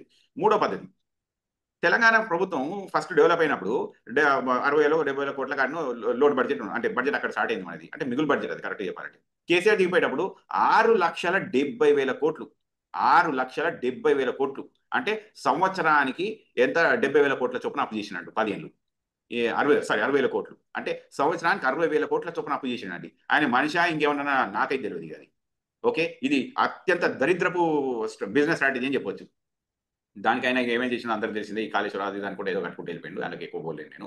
ఇంకొకటి అన్నిటికంటే అందులో సాడ్ సిచ్యువేషన్ ఏంటంటే డబుల్ బెడ్రూమ్ కట్టిండు, అవి డిస్ట్రిబ్యూట్ కూడా చేయలేదు. దానివల్ల కూడా అసలు ఏమైతే ఉంటుందంటే poor man cannot come out of the poverty to do any kind of business. వాళ్ళు బిజినెస్ చేయలేకపోతున్నారు. ఇప్పుడు రెవెన్యూ జనరేట్ కావాలంటే అయితే నీకు రెవెన్యూ జనరేషన్ పాసిబిలిటీస్ ఏమున్నాయి? ఇప్పుడు మనకు సార్ అది మన అక్బర్ సార్ చెప్పినట్టు నీకు ఒక పాలిటెక్నిక్, ఈ బేసిక్ చిన్న చిన్న ఐటీఐలు ఇట్లాంటివి చేస్తే హౌస్ హోల్డ్ ఎన్నో ఉన్నాయి అనమాట. కొన్ని యూటిలిటీస్ చేయాల్సినవి, పనులు చేయాల్సినవి, వీటిల్లో చాలా డబ్బులు ఎక్కువ ఉన్నాయి. ఎందుకంటే ఇవాళ లేబర్ అని చూస్తేనేమో 30,000 సంపాదిస్తారు, చదువుకున్న వాళ్ళు ఆఫీస్లో కూర్చుంటే 15,000 20,000 వస్తాయి. అంటే చదువుకున్న వాళ్ళకంటే అన్ఆర్గనైజ్ సెక్టార్లని ఎక్కువ డబ్బులు ఉన్నాయి ఇవాళ, తెలుసా? ఆ అన్ఆర్గనైజ్ సెక్టార్ని అసలు దాన్ని స్ట్రీమ్ లైన్ చేయాలి ప్రాపర్గా. ఇప్పుడు ఒక కార్ మెకానికే ఉంటాడు, ఒక చిన్న ట్రాన్స్మిషన్ పోయింది అనుకుందాం. ట్రాన్స్మిషన్ పోయిందంటే ట్రాన్స్మిషన్ బేరింగ్ పోయిందో, బెల్ట్ పోయిందో, ఏదో ఒకటి ఉంటుంది అనమాట, లేకుంటే ఏదో ఒకటి చిన్నది పోయి ఉంటుంది. కానీ వాడు ట్రాన్స్మిషన్ మొత్తం మారుస్తారు. ట్రాన్స్మిషన్ మారుస్తేనేమో దానికి లెట్స్ ఒక 10 లక్షల కార్ అయితే 5 లక్షల కార్ అందులోకి పోతుంది. పుట్టి బేరింగ్ ఏమో మరి 5,000 రూపాయలు ఉంటుంది. సో అంటే ఏ మాత్రం అసలు నాలెడ్జ్ లేక మొత్తం మిస్యూజ్ అయిపోతున్నాయి అనమాట డబ్బు. అది కలెక్టర్లు కానీ, ఇంకా వాళ్ళ దగ్గర ఉన్న చీఫ్ సెక్రటరీలు కానీ, ఇంకా మినిస్టర్లు కానీ ఎవరు చదువుకున్న వాళ్ళు కాదు. ఇలా గవర్నమెంట్లో చూస్తే ఎంతమందికి ఆ ప్రాపర్ గవర్నెన్స్ మీద అవగాహన ఉందండి? ఏం మనుషులండి వాళ్ళు, ఏం లీడర్లు ఎంచుకుంటారు? ఇది ఎవరినన్నా నేను ప్రభుత్వాన్ని ఎందుకంటే చెప్పు, ప్రజలంటే నేను ఎవరు ఎంచుకుంటున్నావు పోయి, నువ్వు ఎవరు నోటేస్తున్నావు పోయి? నీకేమైనా డమా పనిచేస్తుందా మీ అందరికీ? ఓటేసులకు ఎవరికి పడితే ఆడికి ఎట్లా పడితే అట్లా ఓటేస్తూ ఉంటారు. కనీసం మీ అందరికి జ్ఞానం ఉండాలి ఓటేసేటప్పుడు. ఏది పడితే ఓటేసి వీళ్ళు కాకపోతే వాళ్ళు, వాళ్ళు కాకపోతే వీళ్ళ, అట్లా కాదు. పద్ధతి ప్రకారం చదువుకున్న వాళ్ళకు ఒక విలువనియండి. వాళ్ళు ఏమైనా నిజంగా ఏమైనా చేస్తారనుకున్న వాళ్ళకి విలువనియండి. అయితే దీనికి జనాలు చెప్తారు నమ్మి మోసపోయినావు అంటే, మరి నిన్ను కూడా నమ్మి మోసపోయారు కదా జనాలు, నువ్వు కూడా నమ్మి మోసం చేసిన వాళ్ళవే కదా. సో ప్రజలకి అవగాహన ఉండదు. మీరు ఇక్కడ వెస్టర్న్ వరల్డ్లో కనుక చూస్తే, ఇప్పుడు మనం ట్విట్టర్నే చూస్తున్నాం, టిక్టాక్ చూస్తున్నాం, ఏ సోషల్ మీడియానే చూస్తున్నాం. ఎందుకు అమెరికాలో ఎక్కువ ఉంటుంది? ఎందుకంటే ఇక్కడ వాక్ స్వాతంత్రం ఎక్కువ. ప్రతి ఒక్కళ్ళు చాలా టాపిక్స్ పైన చాలా డీటెయిల్గా ఇన్డెప్త్గా మాట్లాడుతూ ఉంటారు. చాలా మంది ఉంటారు మాట్లాడే వాళ్ళు. అయితే మన దగ్గరకు వచ్చేసరికల్లా అంత డెప్త్ ఆఫ్ నాలెడ్జ్ స్కూల్ నుంచి డెవలప్ కావాలి. మరి అవుతుందా? ఆ క్రిటికల్ థింకింగ్ అనేది స్కూల్ నుంచి స్టార్ట్ అవుతుందా అంటే లేదు. మన ఎడ్యుకేషన్ సిస్టమ్ ఒక ఫెయిల్యూర్ ఎడ్యుకేషన్ సిస్టమ్. ఎందుకు ఇంత ఫెయిల్యూర్ అని చెప్తా ఉన్నానంటే, ఒకప్పుడు 20 ఏళ్ల కింద ఉస్మాన్ యూనివర్సిటీ ఎట్లుండే, ఇవాళ ఉస్మాన్ యూనివర్సిటీ ఎట్లుంది? తెలంగాణ ఉన్న ఏ గవర్నమెంట్ యూనివర్సిటీ అనేది చూసుకో, ఇవాళ ఎట్లున్నాయి అవి? టెరిషరీ ఎడ్యుకేషన్ లేకపోతే మనం ఎట్లా బాగుపడతాం, ఎట్లా ముందరికి పోతాం? So where are we standing? So అంటే ఏం చెప్పాలనుకుంటున్నా అంటే, మరి ఈ ఓటు ఇట్లా జరుగుతుంది అన్నప్పుడు ప్రభుత్వాన్ని నిలదీయాల్సింది ఎవరు? ప్రజలు కాదా? ఏదో వాళ్ళు ఎంచుకున్నాం, మనం ఎంచుకున్నంత మాత్రం వాళ్ళే మొత్తం కాదు కదా. వాళ్ళ మీద అసలు కేసులు వేయచ్చు కదా, పిల్స్ వేయచ్చు కదా, ఆర్టీఐలు తీసుకోవచ్చు కదా. మరి చేయకుండా ఏం చేస్తున్నాం మనం అంటే, ఓటు వేసినాం ఇంకో 5 ఏళ్ల తర్వాత మనం మారుస్తుంది అయిపోతా? 5 ఏళ్ళు నీకు అట్లా ఏమన్నా కానీ ఆ రాష్ట్రం ఇవాళ ఒకప్పటికంటే ఇవాళ రైతాంగం కొంచెం మంచిగానే ఉండొచ్చు. కానీ మిడిల్ క్లాస్ ఎట్లయిపోయిందంటే, ఓట్లు కావాల్సిన పువర్ పీపుల్ ఇస్తున్నారు, మిడిల్ క్లాస్ మొత్తం సఫర్ అవుతుంది. ఇవాళ ఎంత సఫర్ అవుతుందంటే పావర్టీ మొత్తం మిడిల్ క్లాస్కి వచ్చింది. అసలు మిడిల్ క్లాస్ లేని లేదంటే, నేను మిడిల్ క్లాస్ మొత్తం చచ్చిపోయిందంటే అయితే మొత్తం పావర్టీ క్లాసే వచ్చేసింది అది. అంటే ఇవాళ నిన్న మొన్న న్యూస్ పేపర్లో చూస్తా ఉంటే రాహుల్ గాంధీ గారు చెప్పినట్టు 5% of the people cannot afford to buy a home. Top 5% of the people cannot afford to buy a home in Mumbai. So ఇప్పుడు మనం ఇదే లెక్క చొప్పున చూస్తున్నాం తెలంగాణ ప్రభుత్వాన్ని. 60,000 కోట్లు టు బిగిన్ విత్, 6,70,000 కోట్లు when KCR ended his tenure, and right now Revanth Reddy is doing the same kind of job. He is doing. ఇవాళ చూస్తే ఉంటే యావరేజ్గా 14,000 కోట్లు అప్పు తీసుకున్నా అంటే ఒక క్వార్టర్లీ రిపోర్ట్కి ఆల్మోస్ట్ ఒక 20,000 అవుతుంది. అది అంటే సంవత్సరానికి ఎంత అవుతుంది? ఒక 70,000 కోట్లు 80,000 కోట్లు అవుతుంది. ఇప్పటిదాకా ఈ సంవత్సరం నుంచి ఆయన 1,50,000 కోట్లు అప్పు చేశాడు. మరి 1,50,000 కోట్లు అప్పు అంటే ఇది ఎట్లా ఇది ఎంత హెవీ బడ్జెట్ తెలుసా? ఎట్లాగైనా కుదురుతుందని? దీని అప్పులు కట్టడానికి సరిపోతాయి పైసలు. మనకి మిగులు బడ్జెట్ ఎంత ఉంటుంది అంటే యావరేజ్గా ఏమైనా పని చేద్దామంటే 5,000 కోట్లు ఉంటుంది. ఇంత పెద్ద రాష్ట్రానికి 5,000 కోట్లు దేనికి సరిపోతాయి చెప్పండి?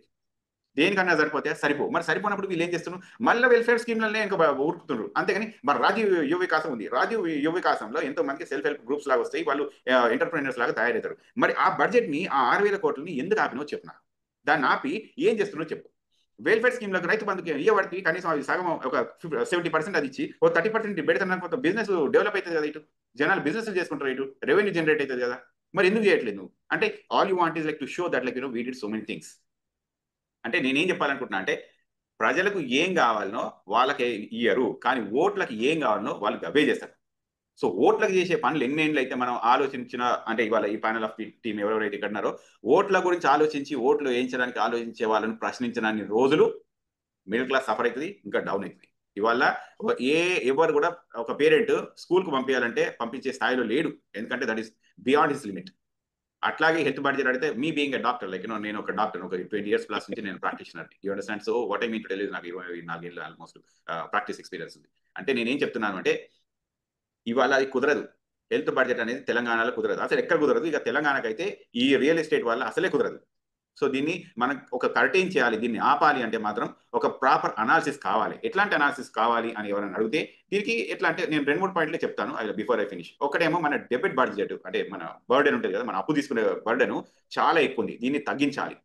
దీన్ని తగ్గించాలంటే ఖచ్చితంగా రెవెన్యూ ఎక్స్పెండిచర్ ఆ మిస్ మ్యాచ్ ఉంటుంది చూసినరా, ఎవరో బుర్రలేని వాళ్ళు అందరూ తయారు చేస్తారు, ఇంకా దాని బుర్రలేనితనాన్ని యూజ్ చేస్తూ ఉంటారు. అక్కడ ఆ మిస్ మ్యాచ్ అనేది ఇప్పుడు అసలు ఎస్టిమేషన్ వేసిన బడ్జెట్ ఒకటి ఉంటుంది, అసలు రియాలిటీ ఇంకోటి ఉంటుంది. దీన్ని ఖచ్చితమైన దిశానిర్దేశంతో చేస్తే తప్ప మనం దీన్ని ఆపలేము. ఇది రెండో పాయింట్. ఇక మనం ఎట్లా అయిపోయినాం అంటే ఎట్లయితే ఇక నెక్స్ట్ ప్రభుత్వం ఏదైతే వీళ్ళైతే అప్పు చేసుకుందాం అనే కాన్సెప్ట్ లో ఉన్నారు. ఏమైనా చేసుకుని అప్పు చేసుకో. ఇప్పుడు మనం మొన్న చూసినాం కదా, మన హెచ్యూ ల్యాండ్స్ 20,000 కోట్లు వస్తాయని చెప్పి 400 ఎకరాలు అమ్ముదామని చెప్తే ప్రజలు కదా మరి దాన్ని ఆపింది, ప్రజలు కదా దాన్ని అందరిని ముందర తీసుకుపోయి దాన్ని ఆపించుకొని అలా దాన్ని ఏదో ఒకటి చేసింది. మనమంత ప్రయత్నం ఇక్కడ జేఎంఐలో మనం కూడా చేసినాం కదా. సో మనము ప్రజలు ముందుకు రాకుంటే ప్రభుత్వాలు ఏమైనా చేస్తాయి, ఎందుకంటే వాళ్ళు నాన్ బయాలజికల్ అని చెప్పే మాటలు కూడా ఉంటాయి ఒక్కొక్కలైట్గా.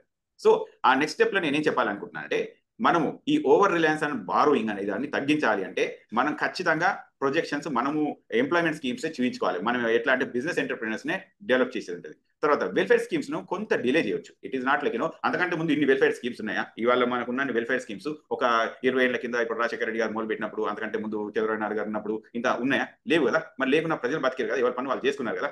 సో వెల్ఫేర్ స్కీమ్స్ చేయండి, కానీ అది ఎడ్యుకేషన్ లో చేయండి. ఫస్ట్ పాయింట్ మీరు చేయాల్సిందంటే వెల్ఫేర్ స్కీమ్స్ ఎడ్యుకేషన్ పైనే చేయండి. మిగతా అన్ని కొంత డిలే చేస్తే ఏం తప్పలేదు, అర్థమైందా? So that like we can save some money in that directions. తర్వాత ఇప్పుడు నాన్ ట్యాక్స్ రెవెన్యూస్ ఉంటాయి, ఇంకా అసెట్ మానిటైజేషన్స్ ఉంటాయి. వీటిని ఎట్లా అంటే గవర్నమెంట్ కొన్ని ట్యాక్సింగ్ సిస్టమ్స్ ని కూడా కొంత మంచి ఇంప్లిమెంట్ చేయవచ్చు, అర్థమైందా? ఎవరికి వాడితే వాళ్ళకి ఎంతంత నువ్వు స్లాబ్ రేట్ లో ఒక లెవెల్కి తీసుకుపోవడం కాకుండా ఏ కంపెనీ అయితే ఎక్కువ ఎంప్లాయీస్ ని రిక్రూట్ చేసుకుంటుందో, రిక్రూట్ చేసుకుంటారో వాళ్ళకు తక్కువ ట్యాక్సెస్ వేస్తూ, ఏ కంపెనీ అయితే ఎక్కువ రెవెన్యూస్ ప్రాఫిట్ చేసి తక్కువ ఎంప్లాయీస్ ఉంచుకుంటుందో వాళ్ళ మీద ట్యాక్స్ పెంచు. ఎట్లా అంటే అట్లా కాదు. ఇట్లా చేస్తే ఏమైందంటే నీకు ఎంప్లాయ్మెంట్ పెరుగుతుంది, ట్యాక్స్లు నీకు రిటర్న్స్ మంచిగా వస్తూ ఉంటాయి. సో అంటే మనకి ఇక నేను ఎక్కువ టైం తీసుకోదలుచుకోలేదు హరీష్ గారు, 2-3 ముక్కలల్లే చెప్తా. ఇక ప్రజలు కూడా ఎట్లా అంటే ఇక ఇప్పుడు ఎట్లా అంటే అడిగి తయారైంది. ఒకటే మాట, ప్రజలు ఎట్లా అడిగి తయారైపోయినా అంటే నాకు ఇది ఇస్తేనే నేను ఓటేస్తా. మన సిగ్గు లేకుండా కొంత చెప్తున్నాను నేను, సిగ్గు లేకుండా టీచర్లు కూడా మన డబ్బులు తీసుకుని ఓటేసినండి ఎమ్మెల్సీ ఎలక్షన్లలో. సిగ్గున్నదా వాళ్ళకి నేను అడుగుతున్నాను నేను. ఇది తప్పు అని అనిపిస్తే మీరు నన్ను ఏమన్నా అనుకోండి, దీని కోర్టులకు కూడా కేసు వేసుకోండి, నో ప్రాబ్లం. కానీ మీరు టీచర్లు, మీరు నెక్స్ట్ జనరేషన్ ని ఎట్లా డెవలప్ చేయాలనుకునే అసలు అదంతా మీ చేతుల్లో ఉంది. నెక్స్ట్ తరం ఎట్లా ఆలోచించాలనేది మీ తరంలో, మీ చేతులలో ఉంది. వాళ్ళ తలరాతలు, ఈ దేశం తలరాతలు మీ చేతులలో ఉన్నాయి. అట్లాంటిది వాళ్ళు డబ్బులు తీసుకొని ఓటేస్తే ఇంకా సామాన్యుని, డబ్బులు లేని వాళ్ళని, road day to day life బతికే వాళ్ళని మనం ఏమనొచ్చు చెప్పండి? సో అంటే నేనేం చెప్తున్నా అంటే ప్రజలు కూడా ముందుకు రావాలి. ఎంతమంది మాట్లాడింది చెప్పండి? ఎంతమంది ఇప్పుడు కేసీఆర్ పైసలు తీసుకున్నా అని చెప్పి అందరూ మాట్లాడారు. మనం ఇక్కడ తెలుసా, అందరూ మాట్లాడతారు కేసీఆర్ ఇది చేసిన, అది చేసిన. మరి టీచర్ డబ్బులు తీసుకుని ఓటేసారని మీరు ఎంతమంది మాట్లాడారు? I'm asking you all who are there in this panel. మరి మీకు అనిపించట్లేదా? మీరు తప్పు చేసినా మీకు అనిపించట్లేదా? సో అంటే మనం అందరం కలిసి చేయాల్సిన పనులు అండి ఇవన్నీ. ప్రభుత్వం లోపమా, ప్రజల లోపమా అంటే ప్రభుత్వానికి కొంత ఉంటుంది, ప్రజలదే ఎక్కువ ఉంటుంది. ఎందుకంటే నీకు సోయి లేకుంటే, నీకే అవసరం లేకుంటే నేను ఎందుకు చేస్తా భయ్? నీ అవసరం నీకుంది, నీ అవసరం ఉన్నప్పుడు నువ్వు తాగి తిని పంటే నేను నీకెందుకు పని చేయాలి చెప్పు? సో ఇది మేజర్గా ప్రజల్లో లోపము, అవగాహన లోపము, లేమి, ఇంకా ఒక బద్ధకమైన బిహేవియర్, మొత్తం కరప్ట్ బిహేవియర్. ఏ ఆఫీస్ కన్నా చూసుకో కరప్టే ఉంటాడు. నువ్వు ఏ దుకాణం, బండి దుకాణం దగ్గరకు ఆఫీస్ అట్నే ఉంటుంది. నువ్వు ఏ దుకాణానికి పోయి ఏం చేసుకున్నా కూడా వాడు ఇక్కడ కాట కొట్టాలనేది చూస్తాడు తప్ప ఎవడన్నా ఒక ప్రాపర్ పద్ధతిలో వచ్చినాడు ఎవడన్నా. మనం చెప్పుకోవడానికి మస్తు ఉంటుంది, ప్రజలు మనం ఇట్లా చేయాలి అట్లా చేయాలంటాం. దీని కోల్కే మనస్ఫూర్తిగా గుండెవే చేసుకొని చెప్పండి. ఎవరైనా పనుకుంటారు, అరే నేను ఎవరిని మోసం చేయకుండా రూపాయలు సంపాదించుకున్నారు అని ఆ మాత్రం చెప్పుకోగలిగితే మనకు అది సరిపోతుంది. ఇక తర్వాత మనకు సస్టైనబుల్ రెవెన్యూ జనరేట్ చేయాలి అని అంటే మాత్రం ఒకటి మళ్ళీ చెప్తున్నాను, పిల్లలకు ఉద్యోగ అవకాశాలు కల్పించడం కుదరని పని. అది కుదరని పని. ఉద్యోగాలన్నిటి కుదరని పని. ప్రజలారా, sorry to say, young graduate, sorry to say. ఎందుకంటే ఇవాళ మనకున్న బడ్జెట్ లో కొత్త ఉద్యోగాలు రావు, ఈ ఉన్న జీతాలు కూడా పెరగవు ఈజీగా. కనుక నేనేం చెప్తానంటే సొంతంగా బిజినెస్ చేసుకోండి. అన్ఆర్గనైజ్ సెక్టర్ ఎంతో ఉంది. పూల దుకాణాలు అంటే పండ్ల దుకాణాలు అంటే అంటాం కదా, మనం అందరం దాని చిన్న దుకాణాలు అంటే అనుకుంటాం. కానీ అందులో కూడా మస్తు బడ్జెట్ ఉన్నది. మనం అనుకుంటాం బిజినెస్ చేసుకోగలగాలండి, అందులోనే ఎదుగుతారు ఎవరైనా కూడా. కనుక దాన్ని చూసుకోండి, కొత్త కొత్త బిజినెస్లు, కొత్త కొత్త avenues ఆలోచించుకోండి. అన్స్ట్రీమ్ లైన్ సెక్టార్ని స్ట్రీమ్ లైన్ సెక్టార్ లాగా చేసుకోండి. ఇంకా ఇప్పుడు యువత ఉంది కదా, నేను వాళ్ళకి ఒకటే మాట చెప్తా. బడ్జెట్ ఇప్పుడు మీ ఊరు బడ్జెటే ఉంటుంది. మీ ఊరు బడ్జెట్ మీరు రావాలంటే మీకు ఒకటే ఒక ఆలోచన, మీరు ఎలక్షన్లలో పోటీ చేయండి. మీ సర్పంచ్కు మీరు ఎలక్షన్లలో పోటీ చేసుకొని నేను న్యాయంగా చేస్తా అని చెప్పి చూపించండి. కమ్ యాజ్ ఎ యూనిట్, అందరు కలిసి ఒకదానికి వస్తే మేబీ అట్లా మీకు ఉద్యోగం క్రియేషన్ అవుతుంది. ఈ దొంగల పైసలు అన్ని ఆగుతాయి, ఎక్కడంటే అక్కడ ఆగుతాయి. సో మనం రెవెన్యూను మనం అడ్డుకట్ట వేయడానికి వీలైతుంది. మనకు పిచ్చి పిచ్చి పనులన్నీ కాకుండా ఇవన్నీ చేయడానికి వీలైతుంది. So I am going out of the boundary lines I think so from the budget. కానీ చెప్పేది ఏంటంటే ప్రజలు ముందుకు రావాలి, చేసుకోవాలి, తర్వాతనే ప్రభుత్వం. అంతేగాని ఫస్ట్ ప్రజలు, ఇది వాళ్ళ బాధ్యత. Thank you very much. Doctor Mahesh Banda, thank you. Ailesh గారు 1 minute. Doctor Mahesh Banda is from USA. So చాలా మంచి పాయింట్లు చెప్పారు డాక్టర్ మహేష్ గారు. ఇప్పుడు మనకు పాషం యాదగిరి గారు, the great very senior most journalist in our country అని చెప్పొచ్చు. అతను మన మీటింగ్లో జాయిన్ అయ్యారు. So welcome sir. నమస్తే నమస్తే నమస్తే. సో చాలా సంతోషం, we are really excited and it's very much honour మీరు దీంట్లో ఈ మీటింగ్లో జాయిన్ అయినందుకు. బహుశా నేను పరిచయం అనుకుంటా, Ramesh Konagala. I'm also from USA. అయితే రమేష్ గారు, మీకు ధన్యవాదాలు మీరు పిలిచినందుకు. మీరు అమెరికాలో ఉన్నారు, మీకు తెలుసు ఇరిగేషన్ మాఫియా ఒకటి రాజ్యం చేస్తున్నారు తెలంగాణలో. అది ఎవరైనా కావచ్చు, ఒకరని నేను పేరు చెప్పను, మేఘా కృష్ణారెడ్డి కావచ్చు, ఇంకోరు కావచ్చు, కాంగ్రెస్ ప్రభుత్వమైనా టీఆర్ఎస్ ప్రభుత్వమైనా. మీకు తెలుసు అమెరికాలో డ్యామ్లను కూల్చేస్తున్నారు. యుఎస్ డ్యామ్ రిమూవల్ 2119 డ్యాములు కూల్చినారు. టు రిస్టోర్ ఎకో సిస్టమ్, to restore river water system. అక్కడ కూలుస్తుంటే ఇక్కడ కడుతున్నారు. ఇక్కడ కట్టిన వెంటనే కూలిపోతున్నాయి. 2 లక్షల కోట్లు. మేడిగడ్డది మొదలగడ్డనే, అన్నారం, సుందిల్లా. మరి వాళ్ళ మీద శిక్షలు ఏమేసినారు? ఎవరికి శిక్ష లేదు. ప్రాజెక్టులు కడితేనే తప్పు. ఎందుకంటే తెలంగాణ అంతా దక్కన్ పీఠభూమి, పైనుంచి కింది కొండల నుంచి కిందికి నీళ్లు మారుతాయి. కాకతీయులు కావచ్చు, ఇంకోరు కావచ్చు, గొలుసుకట్టు చెరువులు పెట్టినారు. అవసరమే లేదు. గొలుసుకట్టు చెరువులన్నీ బాగు చేస్తే సహజంగా సరస్సులు ఏర్పడ్డాయి, లేక్స్ ఏర్పడ్డాయి. దాని కింద చెరువులు తవ్వినారు. తవ్వినేమో మనుషులు తవ్వినే చెరువులు, సహజంగా ఏర్పడే సరస్సులు, లేక్స్.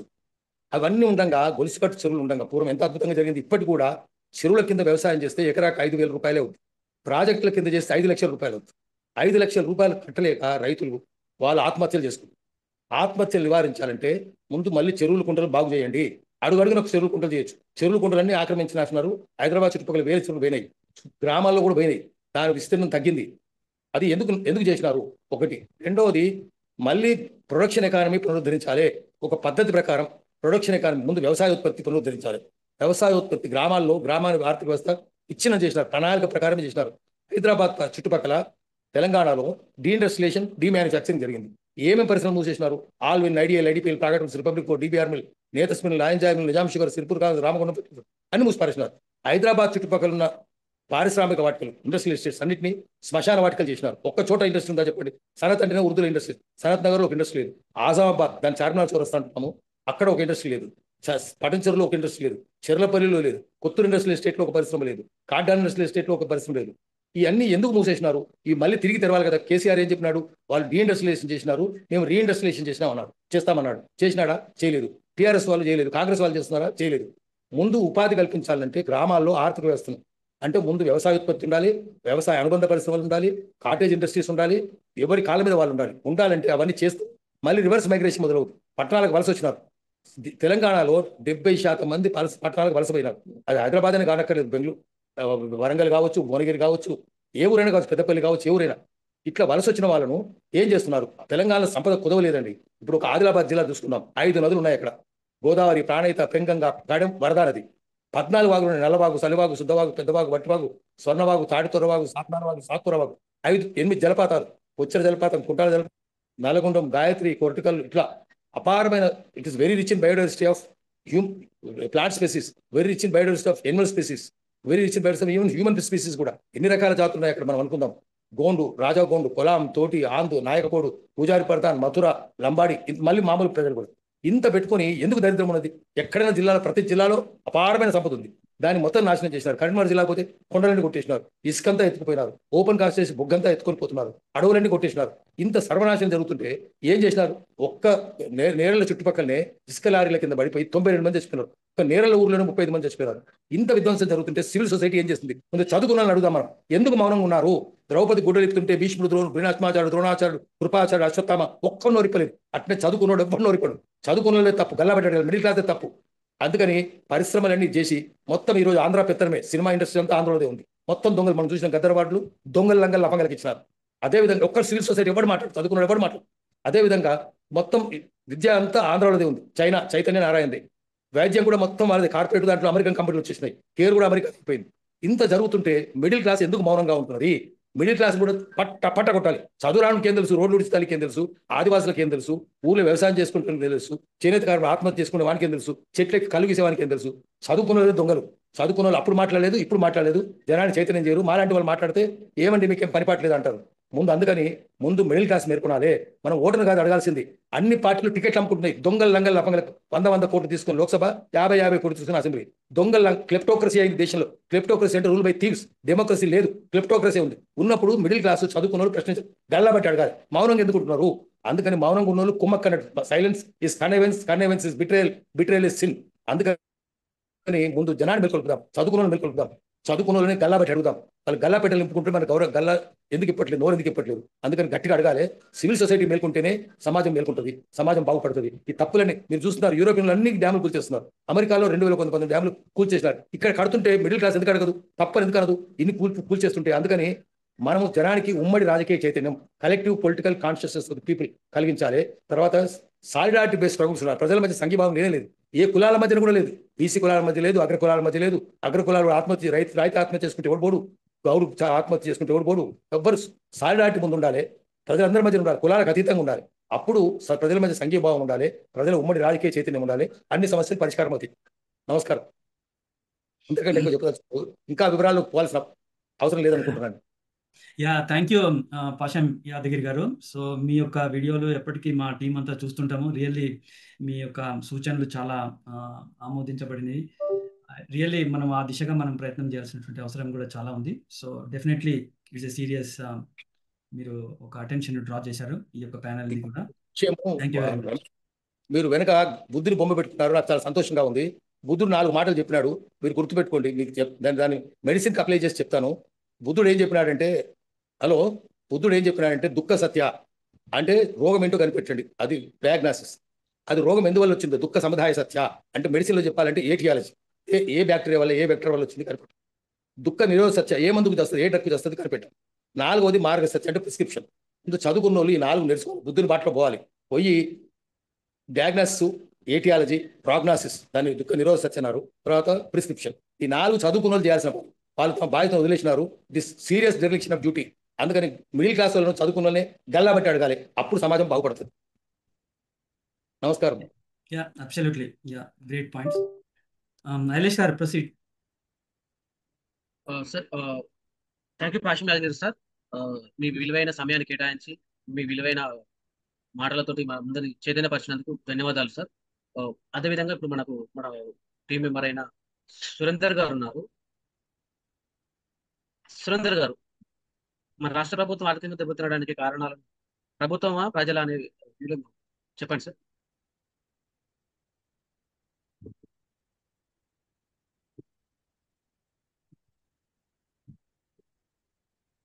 సురేందర్ గారు.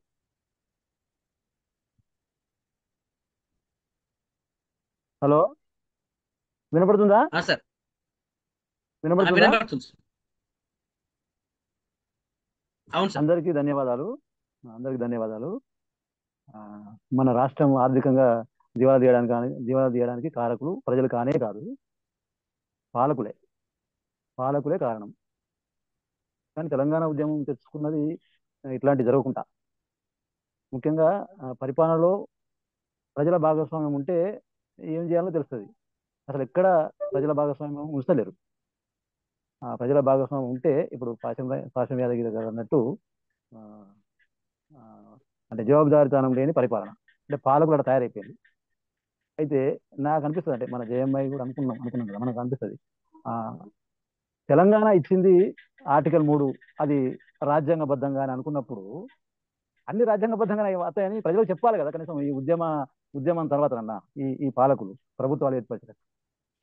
ఇమ్మీడియట్లీ ఏం చేయాల్సి ఉంటే అంటే చూడు, ఎన్నో ఏళ్ల నుంచి వెళ్ళి కష్టపడ్డా కానీ రాలేదు. ఏంటి చివరికి ఆర్టికల్ 3 ద్వారా అది రాజ్యాంగంలో ఉంది కాబట్టి ఆ సూత్రం ప్రకారం వచ్చింది తెలంగాణకు, మన తెలంగాణ రాష్ట్రం. మరి తెలంగాణ రాష్ట్రం ఇచ్చిన ఆ రాజ్యాంగం ఇవన్నీ చేస్తుంది, అవి చెప్తలేదు. ఇప్పుడు విద్యావంతులు చెప్తలేరు, ఆ విద్యావంతులకు అసలుగా చెప్తలేదు, ప్రజలకు అసలుగా తెలియదు. పనిగట్టుకొని ఇక్కడ నుంచి వచ్చే ప్రభుత్వాలన్నా ఆ రాజ్యాంగం ఎట్లా నడవాలో చెప్పింది. అట్లా నడిస్తే ఈ తిప్పలు ఉండవు. ఉన్నదాన్ని అట్లనే కాపాడుతూ అభివృద్ధి ఎట్లా చేయాలని ప్రపంచ దేశాలన్నీ అట్లే ఉన్నాయి. ఉన్నదాన్ని కాపాడుకుంటూ ఇప్పుడు చూడండి, ఇప్పుడు యూరోప్ దేశాల్లో ప్రాజెక్టులన్నీ కులగొడతానంటే చూడు, అక్కడ వాళ్ళ అవసరం ఆ ప్రాజెక్టులతో ఉపయోగం లేదు కాబట్టి కూలగొడతాను, డెవలప్మెంట్ కోసం. అంటే మన దగ్గర అంత పురోగమనం కాకుండా తిరోగమనం అనమాట. నేను రోజు బస్సులో చూస్తున్నా ఆ ప్రయాణాలు ఏం ప్రయాణాలు అనుకుంటా ఉన్నారు, టెంపుల్ టు టెంపుల్, బ్యాచ్లు. అంటే తెలంగాణ వచ్చినాక ఒక చైతన్యవంతమైన తెలంగాణలో పనిగట్టుకొని మూఢనమ్మకాలను, సెంటిమెంట్లను బలవంతంగా చొప్పించారు. ఆ కారకులు ఎవరు? విద్యావంతులే పాలకుల దగ్గర ఉండి వాళ్ళతో పనిగట్టుకొని చేయించారు. మనం ఇన్ని రోజులు మనం ఎంతసేపు చెప్పుకున్నాం అదేంటిది నీటి ప్రాజెక్టులతోని. అరే యాదగిరి ఎవరు చేయమని నిన్ను? ఎన్ని వేల కోట్లు? కొంతమంది నాకు బస్సులో చెప్తా ఉన్నారు, యాదాద్రి చేసినాక ఆ దేవుణ్ణి మాకు దూరం చేసిండు సార్ కేసీఆర్ అంటా ఉన్నారు ప్రజలు. అప్పుడు ప్రశాంతంగా మేము పోయేటోళ్ళము. వాటితోటి గ్రామాలలో కులాలను కూడా ప్రశాంతంగా ఉంచలేరు. చూడు, పేపర్స్ తెరిస్తే ఒక కులం చంపడం, అన్న తమ్ముడు చంపడం, ఇదివరకు ఉండేనవి ఈ 10 సంవత్సరాలు ఎక్కువ అయిపోయినాయి.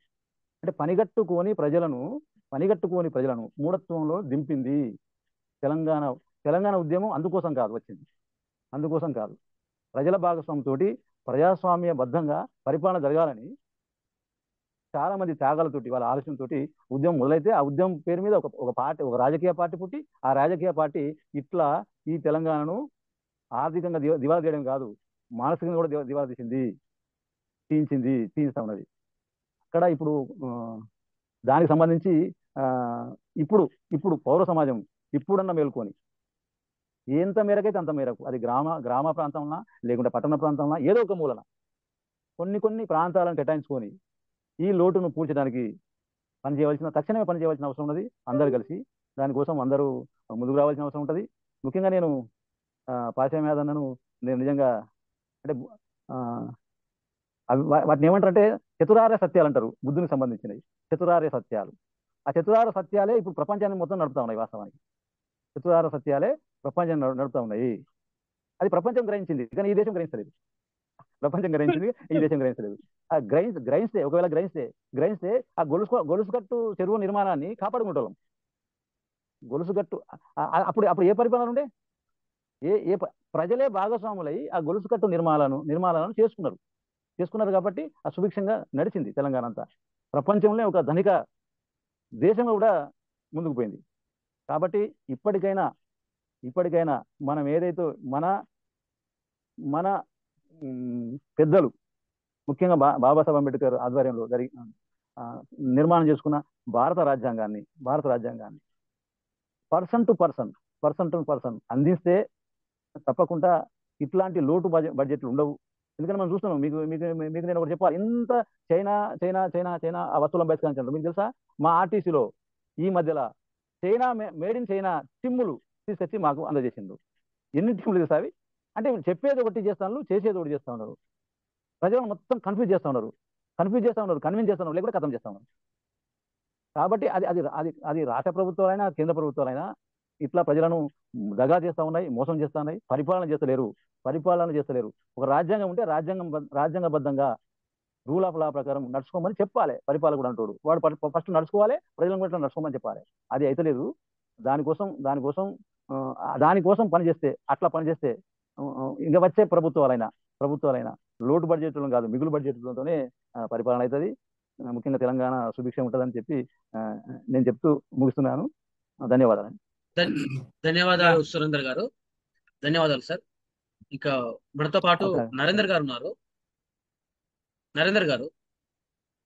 యా బ్రీఫ్ గా చెప్పండి. 2 minutes లో letters please finish summarise sir sir yeah sir sir నాకు దీనిపైన ఎక్కువ అవగాహన కూడా లేదు కాబట్టి నేను ఎక్కువ కూడా చెప్పలేను.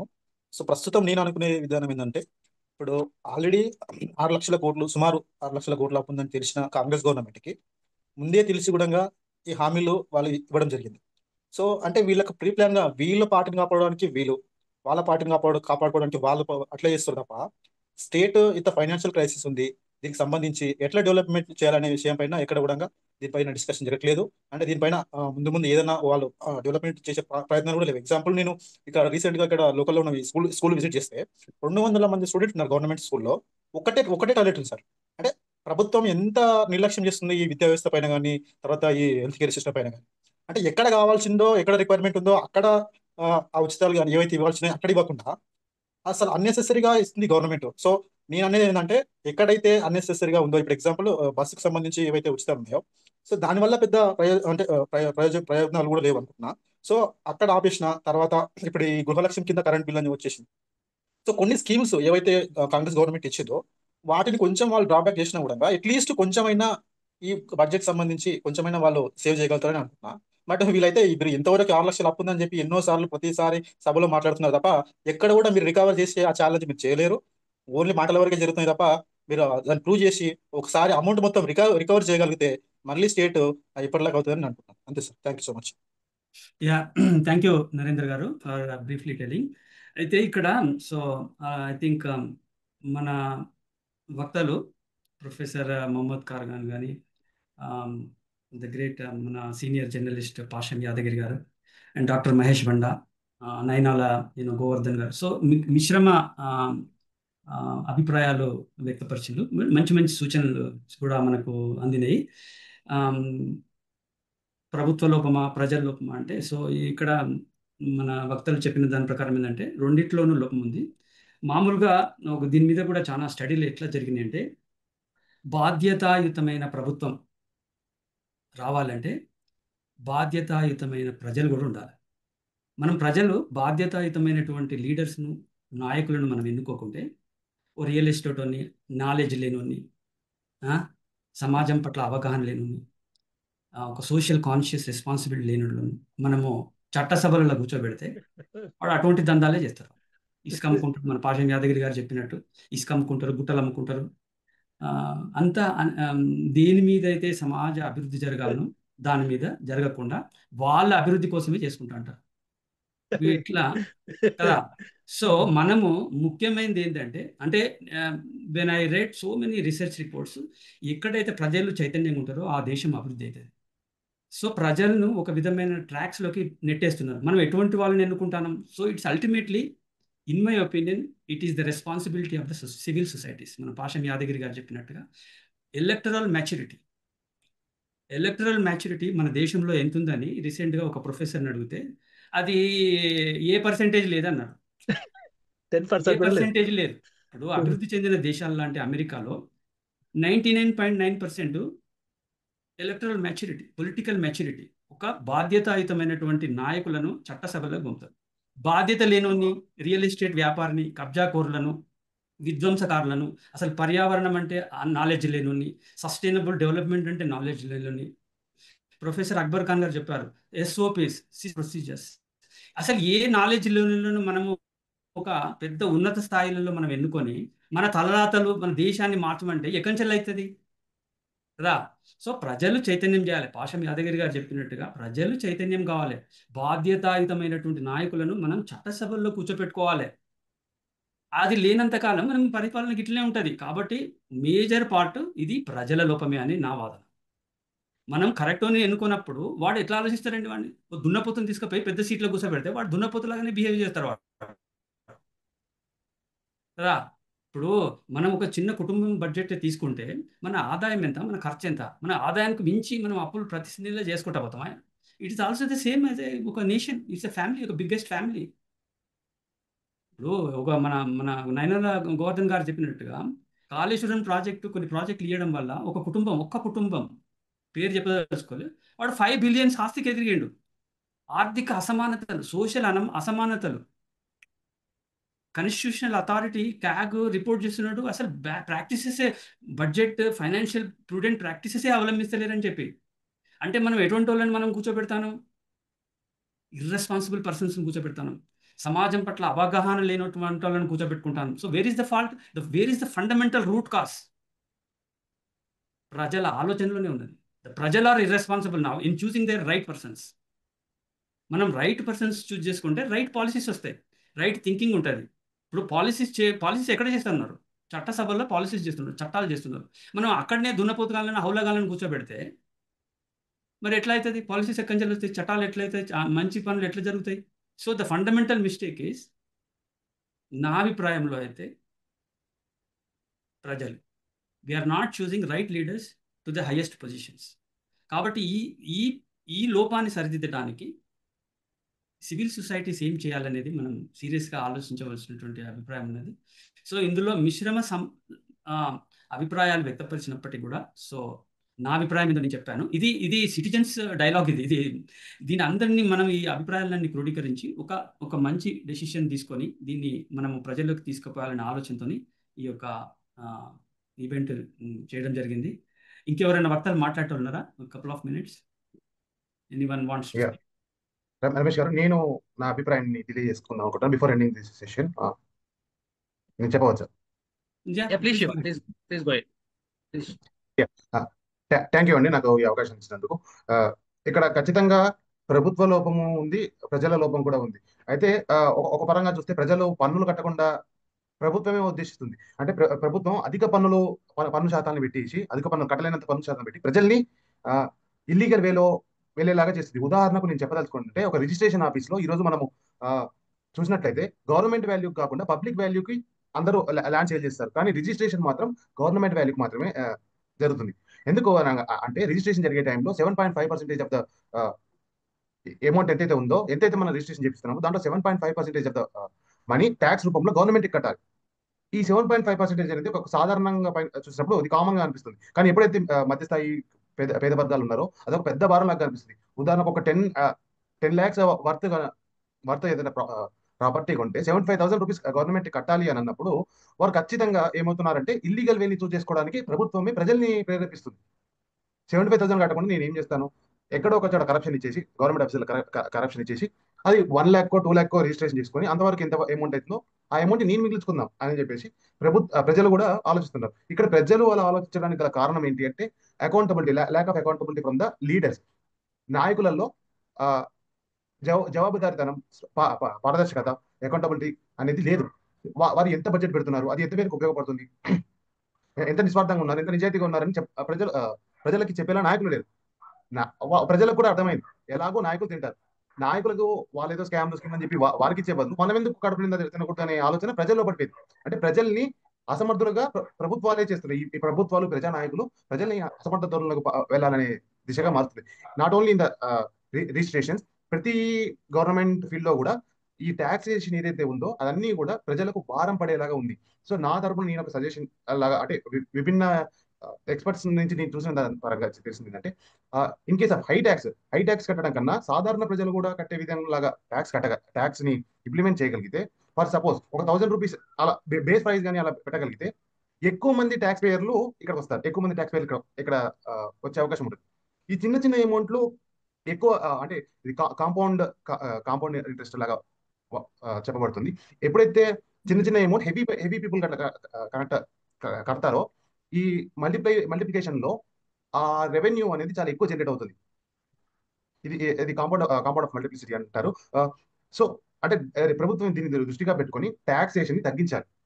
సాధారణమైన ప్రజలు కూడా ప్రతి ఒక్కరు బాధ్యతగా ఫీల్ అవ్వాలి. ప్రభుత్వం ఇవన్నీ మా కోసమే చూస్తుంది, మేము ఎందుకు పన్ను కట్టకూడదు, ప్రజల నుంచి రావాలి అని అంటే ట్యాక్సేషన్ అనేది చాలా తక్కువగా ఉండాలి. ఇది ప్రధానమైన కారణంగా నేను చెప్పదలుచుకున్నాను. ఇంకొకటి ఏంటంటే అనవసరమైన వ్యర్థాలు, ఫ్రీబీస్ ఇస్తున్నారు. ఈ ఫ్రీబీస్ చెప్పే పేరుకు మాత్రం ప్రజలకు లబ్ధి పొందుతుంది అని మాత్రం చెప్తున్నారు, కానీ వెనుకంజలో అధిక లాభం పొందేది మాత్రం రాజకీయ నాయకులే. ఈ విషయం ప్రజలకు అర్థం కాకపోవడం కూడా ఒక లోపం ఉంది. ఉదాహరణకు మనం తీసుకున్నట్టయితే రైతు బంధు కానీ, రైతు భరోసా కానీ, ఈ రుణమాఫీలు కానీ, ఇవన్నీ కూడా లీడర్స్ కి కానీ, పొలిటికల్ లీడర్స్ కి కానీ ఇండైరెక్ట్ గానో డైరెక్ట్ గానో వాళ్లకు ఫేవరబుల్ గానే ఇవన్నీ ఉన్నాయి. అంటే నిస్వార్థంగా పనిచేసే నాయకులు కరువైపోయారు ఇక్కడ. అలాగే రెవెన్యూ జనరేట్ కోసం ఓన్లీ ట్యాక్సెస్ పెంచడం మాత్రమే ప్రధాన లక్ష్యంగా పెట్టుకోవడం కాకుండా ప్రతి ఏరియాలో మనకి ఎక్కడ రెవెన్యూ జనరేట్ చేయడానికి ఆస్కారం ఉంది. ఉదాహరణకు టూరిజంలో ఇంప్లిమెంట్ చేయొచ్చా, టూరిజం ఇంప్లిమెంట్ చేయాలి, లేదా విలేజ్ లెవెల్లో small and medium businesses start చేయాలి ప్రభుత్వమే. తద్వారా కొంతమందికి ఉపాధి దక్కినట్టు అవుతుంది. అక్కడ మనం రెవెన్యూ జనరేట్ చేసుకోవచ్చు. ఉదాహరణకు మనము తిరుపతి దేవస్థానం కనుక చూసుకున్నట్టయితే అక్కడ వివిధ స్మాల్ అండ్ మిడ్ ఫ్యాక్టరీస్ ఉంటాయి. అక్కడ కొన్ని కార్యక్రమాలు జరుగుతుంటాయి. అంటే అక్కడ ఉన్న లోకల్ పీపుల్ తోటి కొన్ని బిజినెసెస్ ని ఆ దేవస్థానం వాళ్ళు చేస్తుంటారు. వాళ్ళు రెవెన్యూని డెవలప్ చేస్తున్నారు. సో అదే విధంగా ప్రభుత్వం కూడా ప్రతి గ్రామంలో ఉన్న కళల్ని గుర్తించి కొన్ని ప్రాంతాల్లో కొన్ని విశిష్టమైన కళలు ఉన్నాయి. మన తెలంగాణలో అయినా ఎక్కడ ఉన్న ఆ కళలన్నింటినీ గుర్తించి వాటిని ప్రోత్సహిస్తూ వాటి పరంగా ఒక బిజినెస్ షిప్ ని ప్రభుత్వమే ఏర్పాటు చేస్తే రెవెన్యూ ఎలా రాగలుగుతుందో ఆ విధంగా రెవెన్యూ రాగలుగుతుందని మనం చెప్పదలుచుకున్నాను. థ్యాంక్ యూ శివ గారు. Sir Akbar sir please. నమస్కారం అండి, నేను మళ్ళీ జాయిన్ అయ్యాను, నేను వెళ్ళొచ్చాను. సో నా ఒక రికమెండేషన్ ఏంటంటే, నా అభిప్రాయం ప్రకారం 35 ఇయర్స్ ఉస్మానియా యూనివర్సిటీ, తెలంగాణ యూనివర్సిటీలో ఈ గవర్నమెంట్ ఒక ఎంటర్ప్రెన్యూర్షిప్ డెవలప్ చేయాలండి. అంటే ఎంటర్ప్రెన్యూర్షిప్ డెవలప్ చేయాలి అంటే ఈ యూనివర్సిటీస్ కును state chamber of commerce linkage develop చేయాలి. Chamber of commerce and industries వాళ్ళకు ఒక 500 to 600 ఇండస్ట్రీస్ వాళ్ళ రిజిస్ట్రేషన్ లో, వాళ్ళ మెంబర్షిప్ లో ఉన్నాయి. అయితే ఒక MOU నేను ట్రై చేసింది, నేను ఇన్కంప్లీట్ ఉండే అప్పుడు 2015లో. Every university, if universities have linkage with the chamber of commerce through the government instructions, state government instructions, what happen, these 500 to 600 industries will provide internship training to the graduates. ఇప్పుడు internship training ఒకవేళ 6 months training ఉంటే, as per NEP national education policy 2019-20, ఇప్పుడు ఒక graduating students కు NEP ద్వారా internship program జరిగితేనేమో ఏమవుతుంది, he is ready to do any job, any skill job. So this way it is possible, and you provide, government can provide little internship amount also per month for 6 months, instead of providing a freebies. This is one very, very important aspect. So entrepreneurship development, even for 12th class or graduate, maybe engineering, maybe commerce, maybe arts, maybe science, in all disciplines. So ఇది ఏమో linkages, ఇప్పుడు nursing ఉన్నాయి, కొన్ని departments లో, కొన్ని professions లో automatic గా వాళ్ళ దాంట్లోనే లింకేజెస్ ఉన్నాయి ట్రైనింగ్ కోసం. కానీ వేరే డిపార్ట్మెంట్స్ కు లేదు, ఈవెన్ ఇంజనీరింగ్ కు లింక్ లేదు. Automatic government can put effort to issue orders to the different businesses and the chamber of commerce to do this internship, provide internship program to the youth అన్నట్టు. ఇది చాలా మంచి initiative ఉంటుంది. So రెండోది very important ఏంటంటే, we have been మొత్తుకుంటున్నాం మనము. ఇప్పుడు బడ్జెట్ లో సెక్టార్ వైజ్ చూస్తే ఎడ్యుకేషన్ అండ్ హెల్త్ కు 3% ఆఫ్ ది టోటల్ SDP అండి. ఎప్పుడు వరకు 3% ఇది? It is even some time less than 3%. They should raise to at least 5 to 6% of the SDP should go to education. Education కు neglect చేస్తే entrepreneurship ఎట్లా వస్తుందండి? So this is again a very important aspect. So they have to focus. ఇక్కడేమో చూస్తే, ఇక్కడ contribution of GST చూస్తే service sector లో 66 to 67% ఉన్నది సర్వీస్ సెక్టార్ కాంట్రిబ్యూషన్. అందులో education and health is only 3%. So they have to focus on this aspect. So these are the 2 very important points which has to be taken care, and they have to cut expenditure on their administration. ఇప్పుడు traveling by the ministers, security for the ministers, and then their pensions should be to some extent one day pension may be contributed towards that. Some such measures be taken, where the expenditure is wasteful, so that expenditure should be curtailed, that should be reduced. So boost non-tax revenues, adi kuda important. So these all are the very important things. This is my suggestion. Thank you very much. Professor గారు, మీరు expert సూచనలు చేస్తే ఎవరినాలే, ఎవరు implement చేయాలి? ఇప్పుడు Swaminathan commission సత్యదాకా సూచనలు చేసిండు, ఎవరు వింటారు? ఎవరు వినేటోడో, ఎవరిని చిత్తశుద్ధి ఉందో, ఎవరికి అంకిత భావం ఉన్నదో వాడు చట్టసభల్లో ఉండాలా కదా. ఇప్పుడు మీరు సూచనలు బాగానే చేస్తున్నారు, అది చేయాలి, these are all known things. ఇది ప్రాక్టికల్ అండి. ఇది నేను చేసింది ప్రాక్టికల్ 2014-15 లో. I'm sorry to interfere. I have got MOU with Chamber of Commerce and Industry, and we were successful. But what happened after the Vice Chancellor is changed, things have changed. వాళ్ళు ఏమంటారంటే budget లేదు, మాకు ఇది లేదు, government support లేదు. Government instructions ఉంటే ఏమవుతుంది, వాళ్ళకు ఒక రెగ్యులేషన్, ఒక పట్టుదల ఉంటుంది ఛాంబర్ ఆఫ్ కామర్స్. అది important. They are ready to contribute, they are ready to serve to the youth for development of entrepreneurship. So ఇప్పుడు మన ఫోరం నుంచి ఈ మాట వెళ్ళాలి అందరికి. మన ఫోరం ఎందుకున్నది అదే ఉన్నది. That is what is we have to focus on. Okay, yeah definitely. Sir Ailesh గారు ఒకటే మాట ఒకటే సార్. అయితే విషయం ఏంటంటే పనిగట్టుకొని రాజకీయ పార్టీలు ఏర్పరచుకొని పాలకులుగా ఎదిగి తయారయ్యి వాజ్పేయి గవర్నమెంట్ లో ప్రభుత్వ సంస్థలను ఎట్లా ప్రైవేట్ చేయాలని చెప్పి ఒక శాఖ పెట్టినప్పుడు అప్పుడు ప్రణాళికబద్ధంగా చేసింది దాన్ని. కానీ మన తెలంగాణ ప్రభుత్వం ఏర్పడ్డాక అట్లనే సెంట్రల్ లో కూడా బీజేపీ ప్రభుత్వం ఏర్పడ్డాక ప్రణాళిక సంఘాలని మొత్తం రద్దు చేసి నీతి ఆయోగ్ ను పెట్టి విచ్చలవిడిగా ఆ నీతి ఆయోగును అడుగుతోడే ఉండడు, వాళ్ళ జవాబుదారీ ఉండదు, దానికి రాజ్యాంగ భద్రత కూడా లేదు. అట్లా పనిగట్టుకొని పరిపాలనను మొత్తం పక్కదారి పట్టిస్తా ఉన్నారు. మనం ఎన్ని అనుకున్నా ఫస్ట్ ఆ తాటును తన్నేటట్టు, ఆ తాటును ఉపసంహరించుకునేటట్టు ప్రజలను చైతన్యం చేయాలి. దానికి బుద్ధిజీవులు ముందు పడి పాలకులకు బుద్ధి చెప్తే ఇది సరైతుందని చెప్పి నేను అనుకుంటున్నా. అది నాకు కొట్టొచ్చినట్టు కనపడతా ఉన్నది అనమాట. ఆ నీతి ఆయోగ్ ద్వారా ఎంత విధ్వంసం చేస్తాను ఈ దేశాన్ని, మామూలు కాదు. ఇక చాలా వేల సంస్థలు పెట్టి వాళ్ళకు బడ్జెట్ ఎక్కడి నుంచి వస్తుంది, వాళ్ళకు జీతాలు ఇస్తాను. కొన్ని సంస్థలు పెట్టి ఆ నీతి ఆయోగ్ ద్వారా జీతాలు ఇస్తా ఉన్నారు. ఆర్టీఐ ఉద్యమం ఒకటి ఉంటుంది. ఆ ఆర్టీఐ ఉద్యమం నీతి ఆయోగ్ ద్వారా జరుగుతుంది. వాళ్ళకు జీతాలు ఇచ్చి జిల్లా నుంచి వెళ్ళి, స్టేట్ నుంచి వెళ్ళి గ్రామాల దాకా వాళ్ళ జీతాలు ఇచ్చి నడుపుతున్నారు. కాబట్టి ఈ ప్రతిఘాతక భావజాలాన్ని అట్లా రుద్దే ప్రయత్నం చేస్తున్నారు. కాబట్టి ఇది 10 సంవత్సరాల నుంచి దేశం ధ్వంసమైంది, అంతకంటే ఎక్కువ మన తెలంగాణ ధ్వంసమైంది. దాన్ని కాపాడుకోవాల్సిన అవసరం మన మీద ఉంది, ప్రజల మీద అని చెప్తూ ముగిస్తున్నాం సార్. ధన్యవాదాలు. ధన్యవాదాలు సార్. సార్ మనం అనుకున్న ప్రకారంగా ఈరోజు మీటింగ్ టైం కూడా అయిందండి, అయిపోయింది. ఇంకా ఇదే విధంగా మనం ప్రతి నెలలో ప్రతి వారంలో వివిధ అంశాలపైన సిజన్ డైలాగ్స్ ను మళ్ళీ కండక్ట్ చేసుకున్నాము.